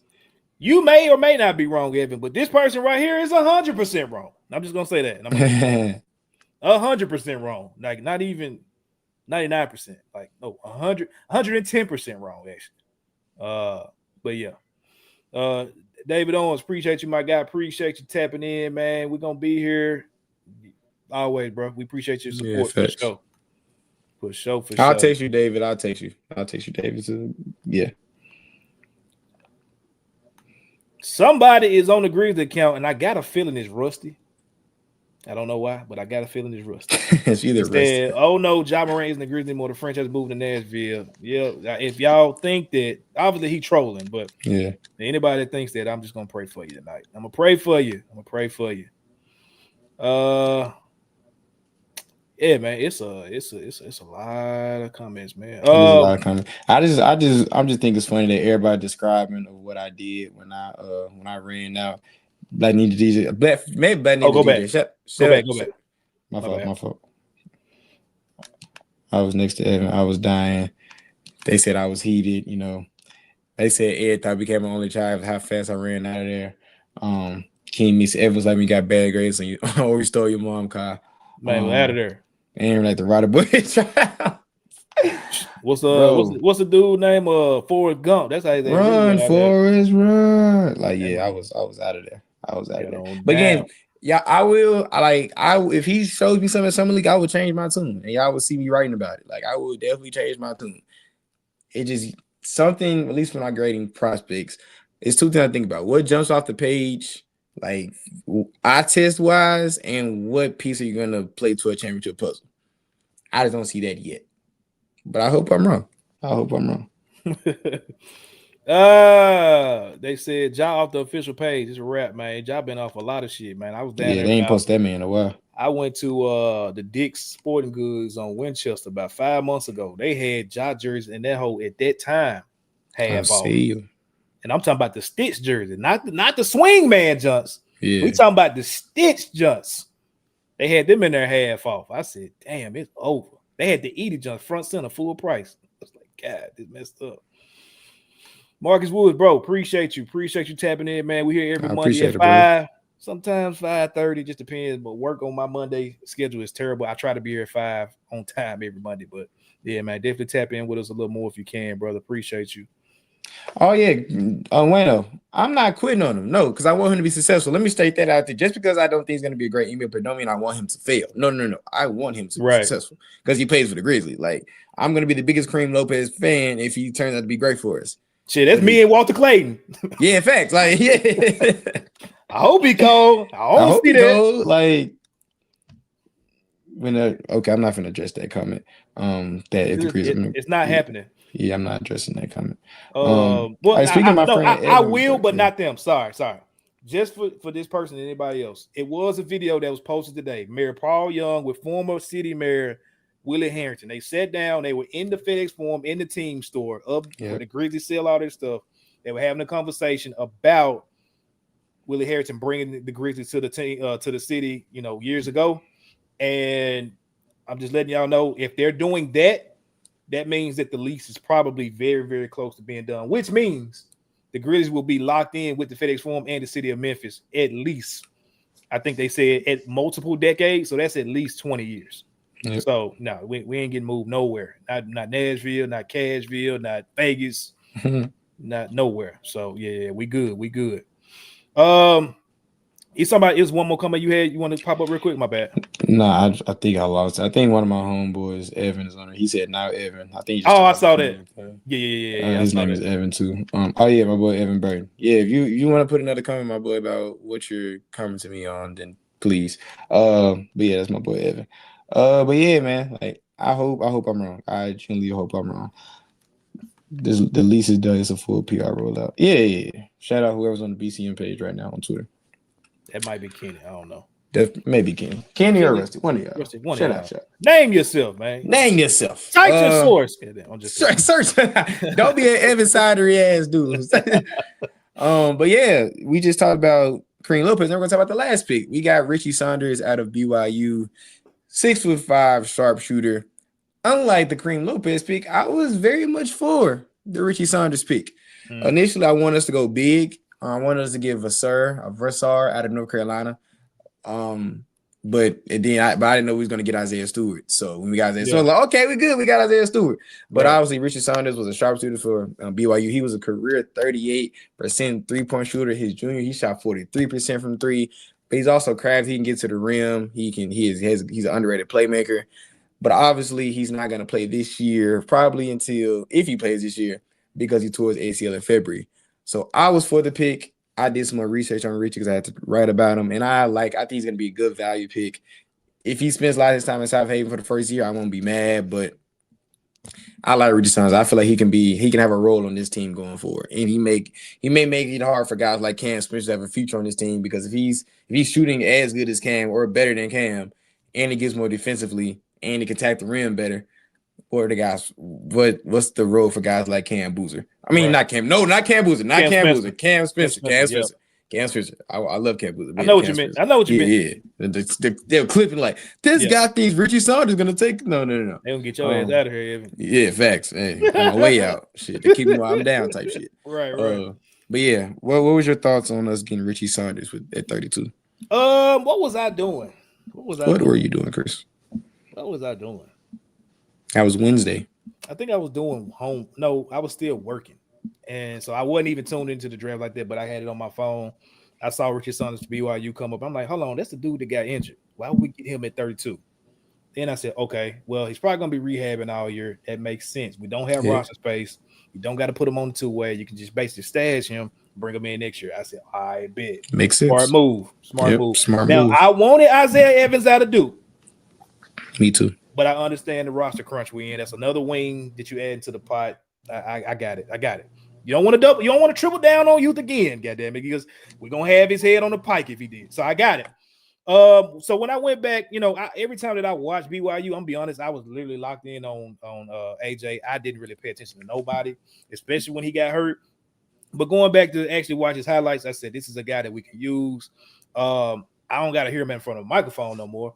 But actually seeing him play on the court, I think at that side, being able to shoot, and a lot of BYU fans have said that like shooting is just one thing, but y'all don't realize what else y'all are getting. And that's when you hear stuff like that, that's kind of exciting because he kind of got some grit to him. You know what I'm saying? So defensively, being able to be a connective piece within the offense, and then obviously being able to knock down shots, that's just a bonus. And we need more of that. Like, I'm so tired of having the guys that their only specialty is being a shooter. Like, no, we need more to it. Like, people don't realize, you go back, Mike Miller, yes, he's known as one of the greatest three-point shooters we've seen.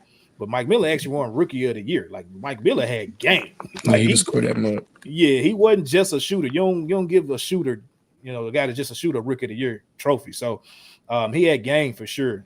So Richie Saunders seems like he's more Klay Thompson-esque. Like, I'm not saying he's gonna be one of the greats, but his game is more in that regard where he can be a connective piece on a really good team that can just so happen to be a really good shooter. So I'm excited for it. We won't see him for some time, and that part sucks.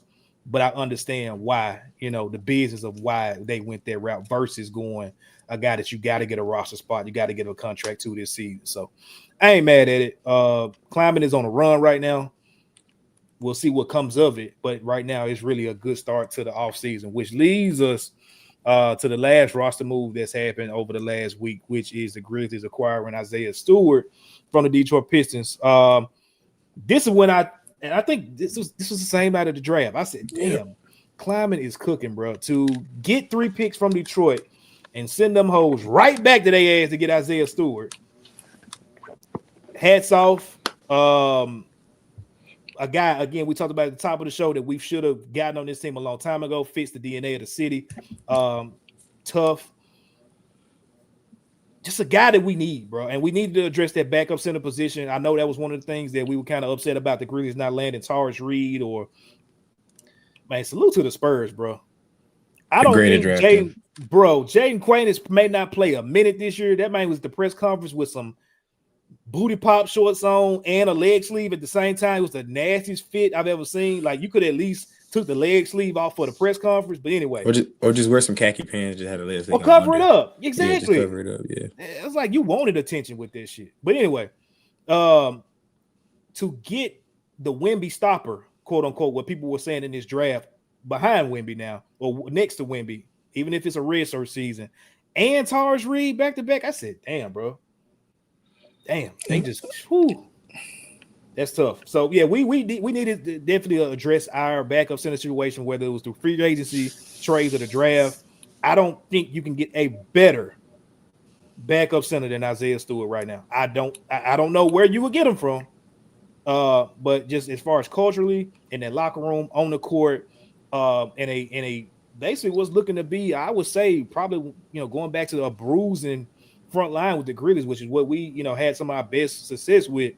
I'm excited as hell, bro. What's your thoughts on the trade? How you feeling? It ain't official yet, but it's going down. So how you feeling about it? Yes, to everyone that's saying in the comments, like, we got our bite back. Like, we have our intensity, we have our tenacity, we have our grit back with Isaiah Stewart. We're not getting punked out anymore. Like, I agree. Isaiah Stewart was probably the best option we could have done at for a backup center. He's on a team-friendly deal. He only has 2 years. I think he has 2 years, $7 million left. No, or 14 million. One of these. You said Stewart? Yeah, he either got 14 2 years, million. 15. Yeah, 2 years, $15 million left in his contract. So he's a very team-friendly deal.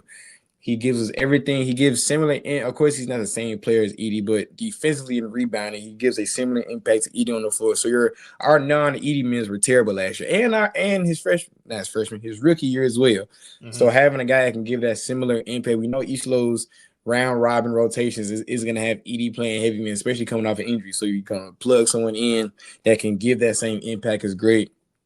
I already said he's going to bring that toughness.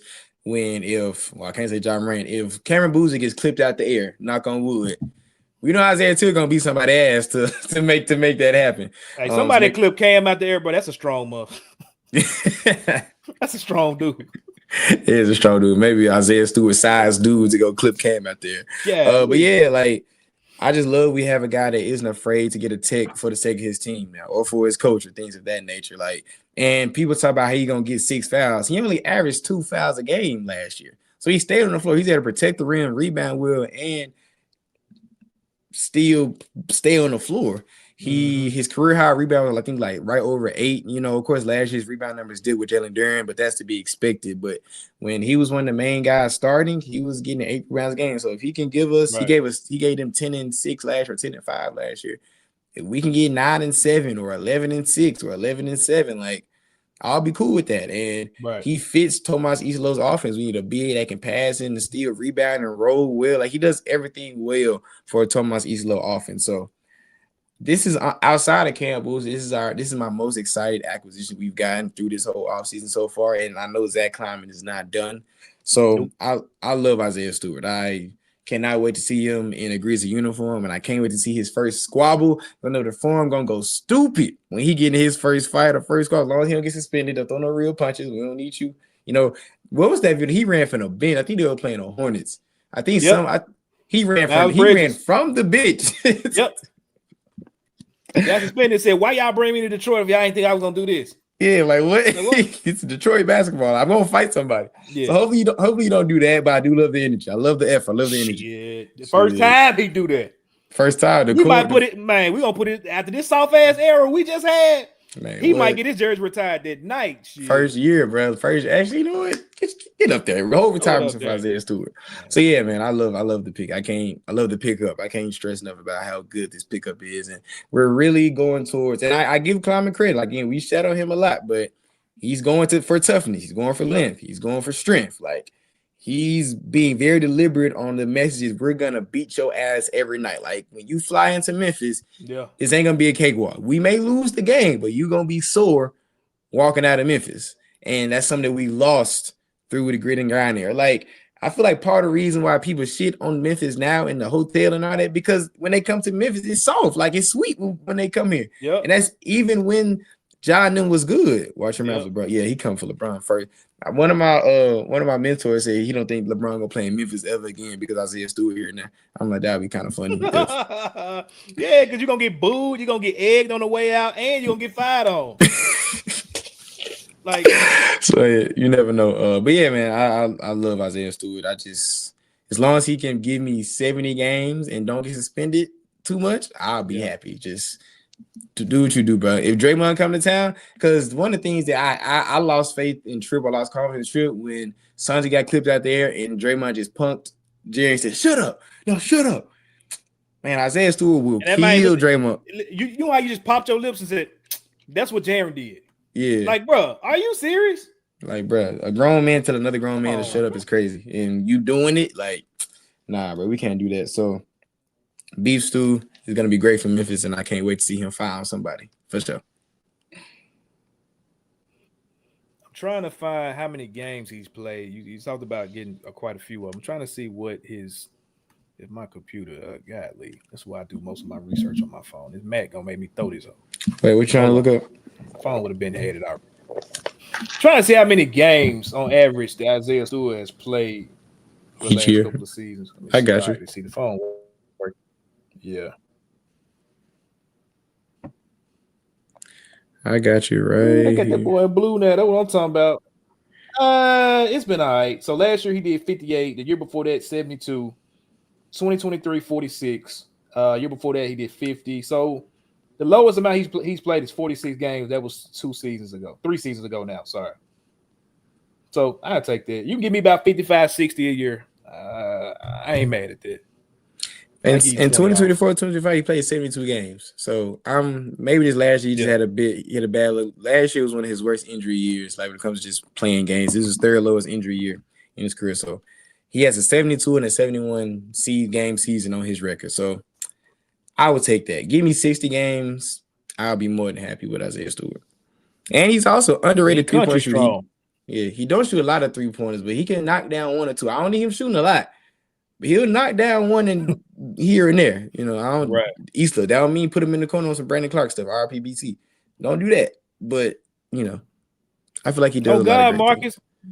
That man Jaren sucked his teeth and went in the corner and said, "Oh man, oh man, come on, Draymond, come on, man, come on, you gotta be nice, man. You gotta respect me, man. You gotta tell me shut up, man. Come on, man. We're playing basketball. We gotta be nice to each other, man. Ain't no way, bro. Yeah, get this soft ass shit out of here, bro. I can't, bro. Like, this ain't what we on. I'm excited, bro. We got so much we can do with this roster. We got contracts, we got picks, we got prospects. Like, we got some shit to make it shake, man. I'm really ready to see what Kleiman does, man. I feel good about the season. I think as it's constructed right now, I know we're gonna do more moves, but let me just present it to you like this. As constructed, we go into the season just like this. And you waive a few players to get to 17. Where do you see this team as constructed right now finishing in the standings next year? And if you want to put games on it, go ahead. My number is 45 wins. That's my number. 45 is my number because I really think we're gonna be a lot better than people think next year. Like, I really think we are. Like, I think Sid is gonna take a leap. I think Edie healthy is an animal that a lot of teams can't deal with. Like, you listed off the roster just presently constructed, and I think we're going to improve. Like I'm seeing like I hate to bring it up because obviously we just traded him, but during Josh's rookie season, like no one expected us to be that competitive. I can see the same exact script happening, except Chris did. Chris thought we were gonna be competitive. Not a lot of guys did. So I think we're gonna follow that same script and be around the 43 to 44, 45 wins. So that's probably putting us around 7th or 8th in the West, 9 at the worst, and fighting for a play-in spot. Yeah. That's what I'm thinking. What about you? Man, I was gonna say 40, but I ain't gonna lie. You kind of got me thinking because, like, I think for sure they're gonna be in the play-in. And when people say play-in, they always think like that means 9 or 10. Like, no, the play-in is 7, 8, 9, 10. So they could be anywhere from 7 to 10. I think they could steal one of them spots. They can surprise some people.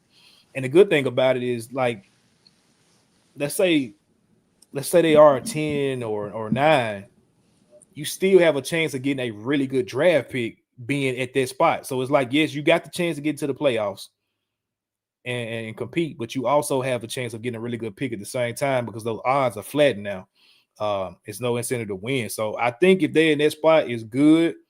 And if they get better than that, then great, bro. Like, I mean, next year's draft, I think it's gonna be pretty decent. I don't think it's gonna be as loaded as what this draft was, but you know what I'm saying? Like, if you can somehow look up and the lottery odds bless us, you make the play in at number 9 to 10, you still get a top 3 pick again next year, grab that one of those point guards that's coming through. Shit, hey, ball out top. Or you're going to position yourself to have cap space, some form of fashion, and go get you somebody that's on the market that ain't getting another extension. So I was about to say 40. I'd be surprised if they drop below 35. I would bet if the over under comes out at 35, I ain't checked it since we've been on here. If it's at 35, I'm betting the over on that. Eastlow had them boys with Vince Williams and Derek Whitehead as your primary ball handlers. Look at them, had them boys hooping very, very, very well during the second half of the season. And Matt, you know how you saw how happy Eastlow was that at that rookie presser, and the fact that John not on the roster no more, and he can just coach the way he want to coach with his rotation. I feel like Eastlow gonna have them boys hooping this shit. Like all that main teeth. Like you saw, he didn't sound like a robot at all. Like, and to Wayno's point, Wayno is definitely being an honorary member of the show. Like, this is what I like. I feel like on this team, it's gonna be a lot of just competing and saying, "Hey, let's go out hoop, cream rise to the top situation." Everybody's gonna be fighting for the minutes. Everyone's fighting for the spots, and iron sharpens iron. Like in a situation like that, that's when a culture is built. That's when a championship pedigree is built. That's when the wins 2-3 downs the line are built on in those hard training camp days. So the fact that we have a roster full of guys that just want to prove themselves excites me even more than the X and O. So I'm way more optimistic going into this season than I have been in a while.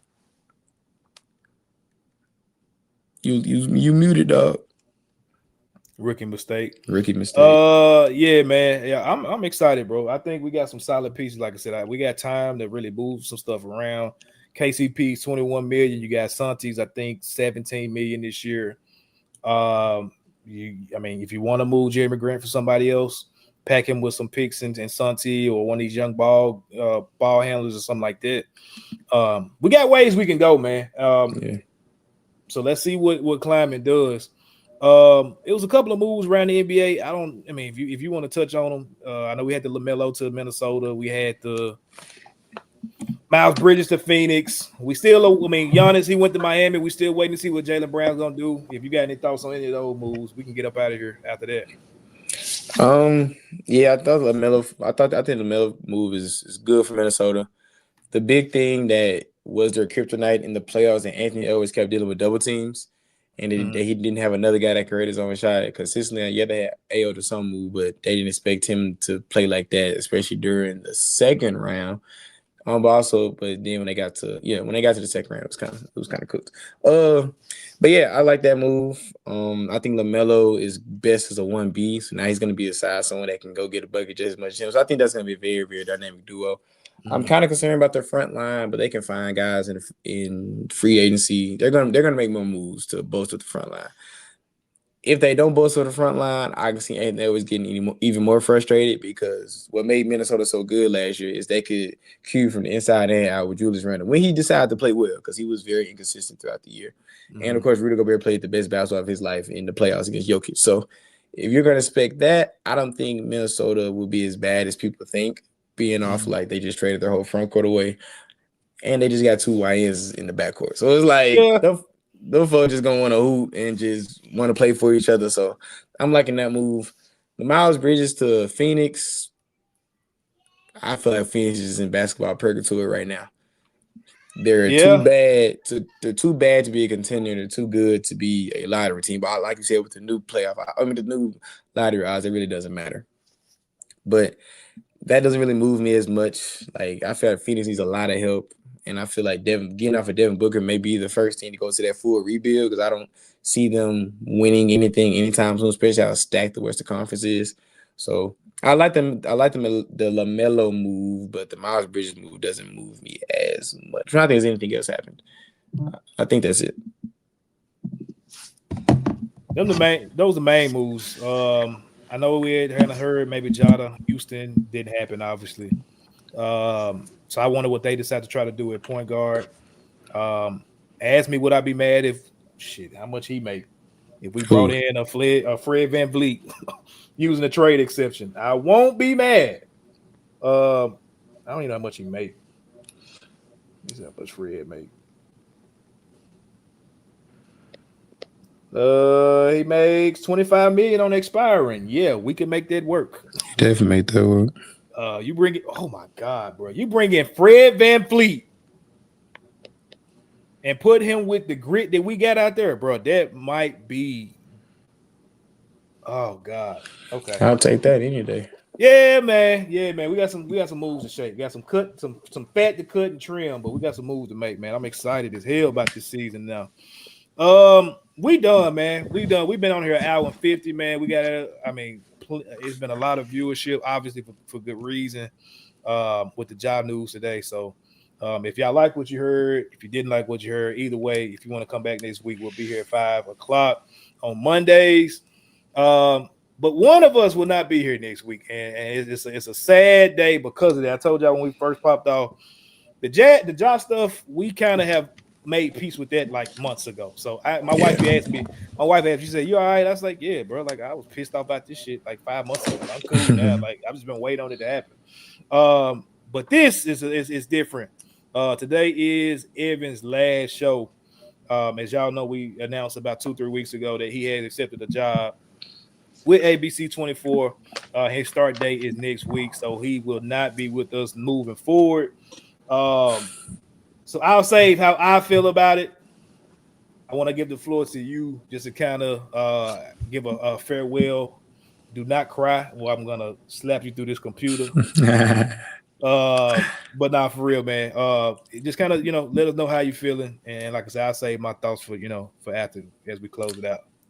Yeah, I've been dreading this day for the past few weeks because it's been a weird feeling that obviously, me and Chris talked about it a few weeks ago. Like, oh, we gonna make the show like this during the summer, and we're gonna talk about this. We had that conversation. It's just crazy how God works. But we also had other conversations that we can't talk about on screen about like just kind of taking your hands off the wheel and letting God, direct your path. And it's crazy. As soon as we had that conversation, 2 days ago I had the interview, and a week later we had another conversation, and then I got the job the next day. So it's just crazy how God works. So yeah, it's been definitely a bittersweet thing. But this show has been one of the most biggest blessings and consistent things in my life for the past 2.5, almost 3 years now. Y'all watched me grow up on this show from 2 different schools to different hairstyles, to me talking hella fast, to me slowing down to talk a little bit, from me not being super comfortable on screen to me goofing around all the time on screen.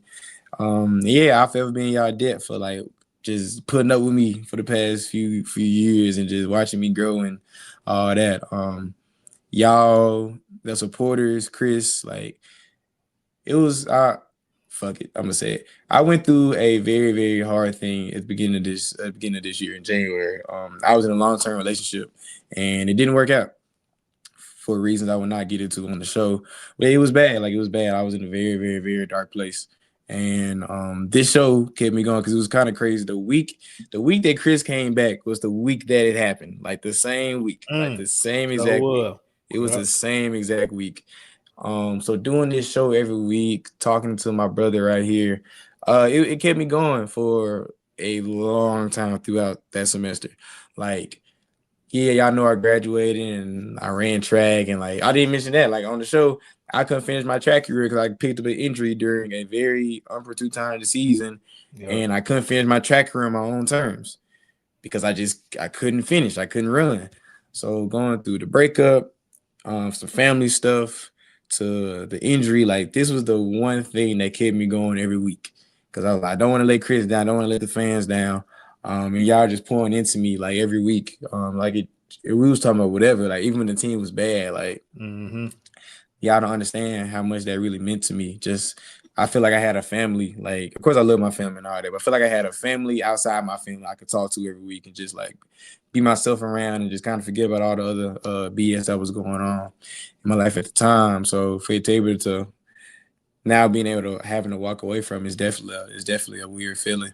But yeah, I'm thankful. I'm thankful to Chris for sending me that DM on a March afternoon to get this thing going. I'm thankful for Anthony Sane to introduce me to this platform. Thankful for Kenny Stubblefield for giving me the platform. All the guys thankful for Perry Sharkey for when I started writing on this platform and then transition to an on-screen character.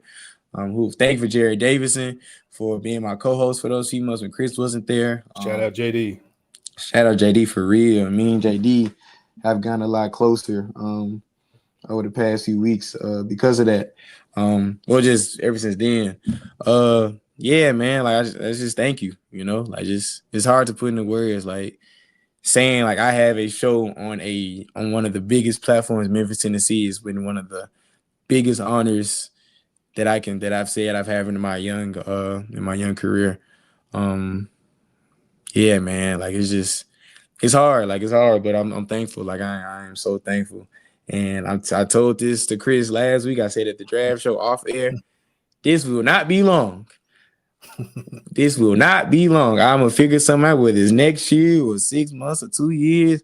Y'all will see my face on the YouTube or the Twitter platform in some capacity. Yeah. So this isn't me going away. This is just a little pause, and I'm going to figure it out later. Yeah. But to say that this was the building block for what I hope, God willing, is a very fruitful and illustrious sports media career, I couldn't ask for a better start. And lastly, to Chris Ingram, my dog, thank you for being, my brother in arms for the past 2.5 years, being a big brother. I'm trying to start crying. Being a big brother that chin up, nigga. I could talk to like about stuff outside of sports and media and all that. Like, yeah, bro, like I love you, dog, my dog. Yeah, I love you, bro. Like, love you, real talk. Like, it's kind of crazy that I've only met you in person one time. I feel like I've known you for years, like outside of 2 years, Yeah. It's just crazy. So yeah, man, I appreciate y'all, real talk. I appreciate y'all. Yeah, love y'all. Man, I can't look at you, bro. Hold on, man. I gotta let me look to the side, man. Let me look to the side. He gonna have me tear out. I be telling people all the time, bro. Like I used to be a tough cookie in a certain sense, man. And since I had my first daughter, and then I had my second one, bro, I cried the drop of a dime. Bro, I hit a squirrel one time where I was crying. Man, hit a squirrel, and I got emotional as hell. I was like, bro, like what? So yeah, like, I can't look at you right now, but just know, bro, like yeah, Evan, I could tell, like when he called me, that he felt like he was like something was like he was causing harm. I don't know the word to say, but like I had to almost stop him because when he started talking, I said, bro, thank God. Like, thank you. Thank you. You know what I'm saying? Like, I know the conversations we've had. You know what I'm saying? We ain't got to put that out here, but I know the conversations we've had. I know in this media space, it's not always the most lucrative situation, especially when you're talking about content. Content is not, you have to find different ways. And that's why I got so much respect for Anthony Sane, what he's doing with his show. Or guys like, God bless the dead, Thaddeus Matthews, a very controversial figure. But one thing about it, like he knew how to get them sponsorships to keep him going. Like he had 30 minutes worth of sponsors on his show because he know people was coming in and watch and see what crazy thing he was gonna say. So unless you're doing something like that to bring in funds outside of it, man, these platforms, that's not where money is coming from these days. So for a young guy to come in, I mean, Evan is literally, he's got to be the youngest guy in the Memphis media space, period. Even when he first came in, 19 years old. And that's been a gripe for me. Like, when you looked at before Bluff City Media came around, you're looking at Grind City and all these other people, and I'm like, it's nobody young. Like, it's like where TikTok and where social media is going, bro. Like, they got they hand on the pulse of where this is going. You got to get younger people in here, and I know you got to find the right person. But when my last situation with this show kind of didn't work out, I was trying to figure out, and I said, you know what? I don't know if I want to go 3 wide again with 3 people, but I need to go find somebody that like that I can that talks my language. You know what I'm saying? And hit up Evan because I saw him on Sane's show, talked to Sane about him. He said, man, hit him up and see what's up. And he brought him on for just like a little trial run, just as a guest. Like, hey, just come on, let's see how we rock. And I knew probably after like 15 minutes, I said, oh yeah, like we locked in. You know what I'm saying? Like, it's it. And so ever since then, man, it's been, like you said, almost 3 years, and bro, it's been, it's been good. It's been more than good. It's been amazing, actually. You've been able to kind of help me grow when it comes to like, hosting the show and all this other stuff. And you know what it is. We ain't got to talk about everything. But like, it's been a ride, bro. It is sad to see this iteration kind of be coming to an end. Ain't it? Damn, man.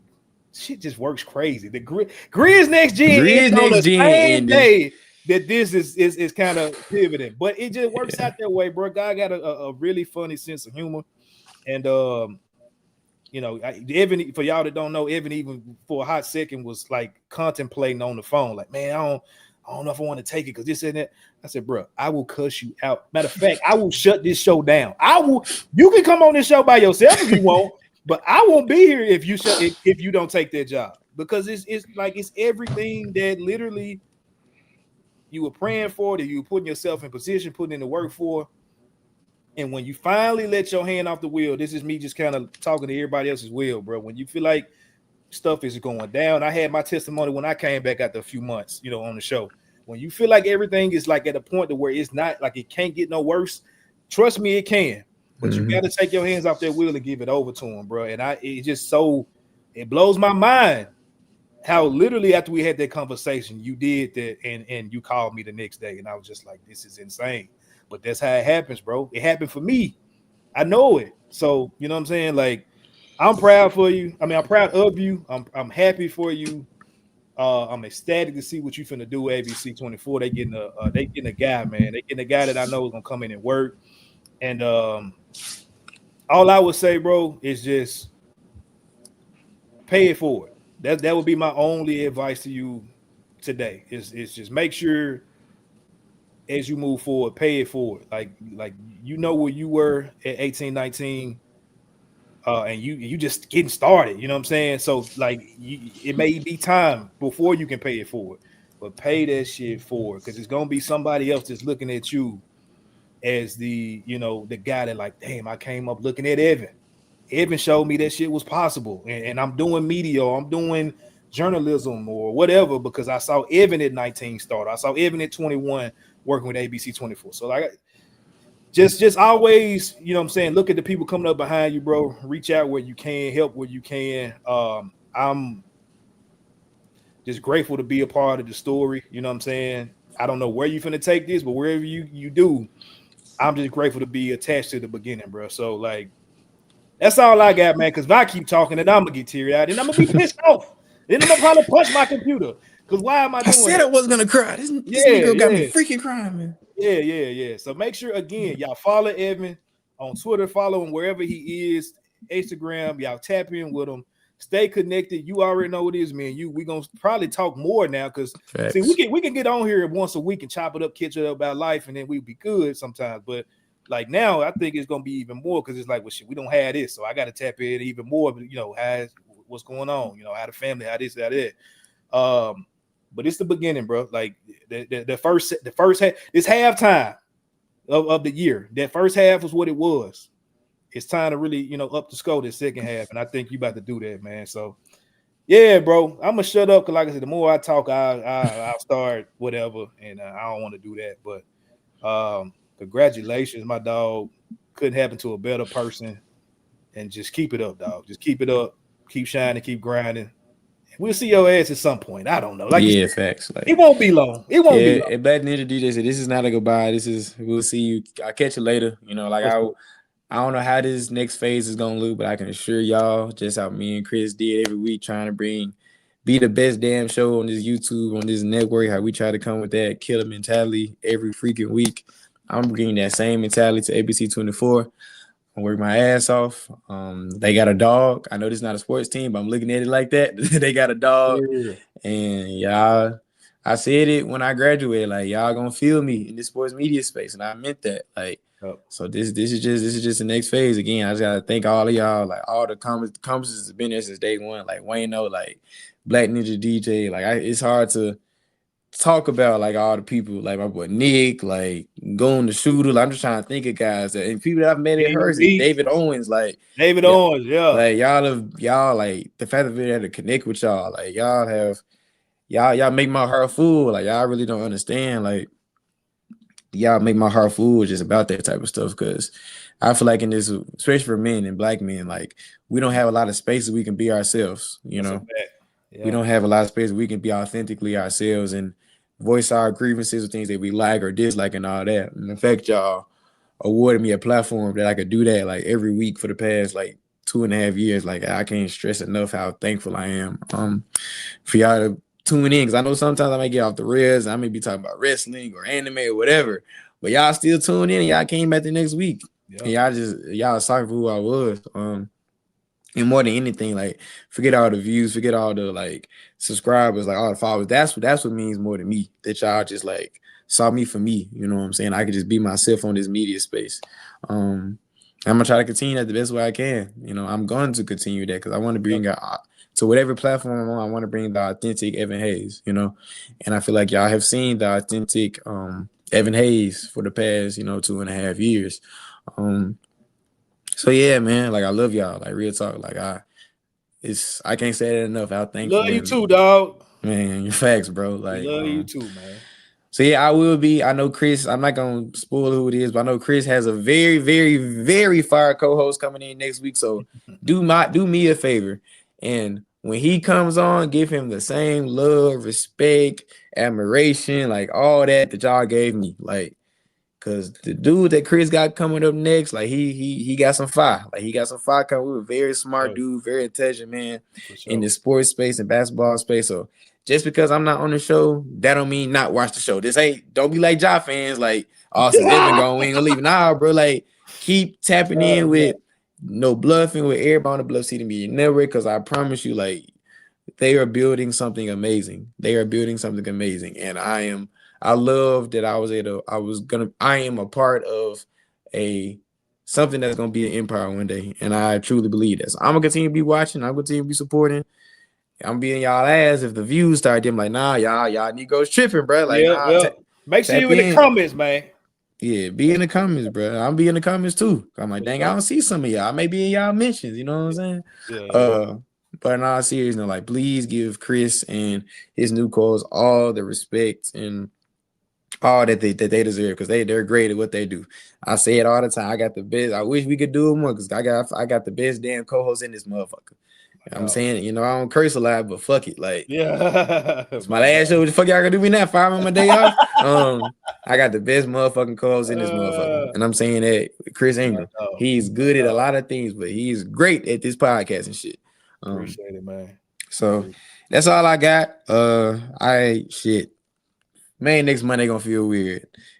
Bro. Next Monday gonna feel weird. I'm gonna be starting a new job, and it's gonna be at 5 o'clock. I'm gonna be getting off of work at 5. I'm like, damn.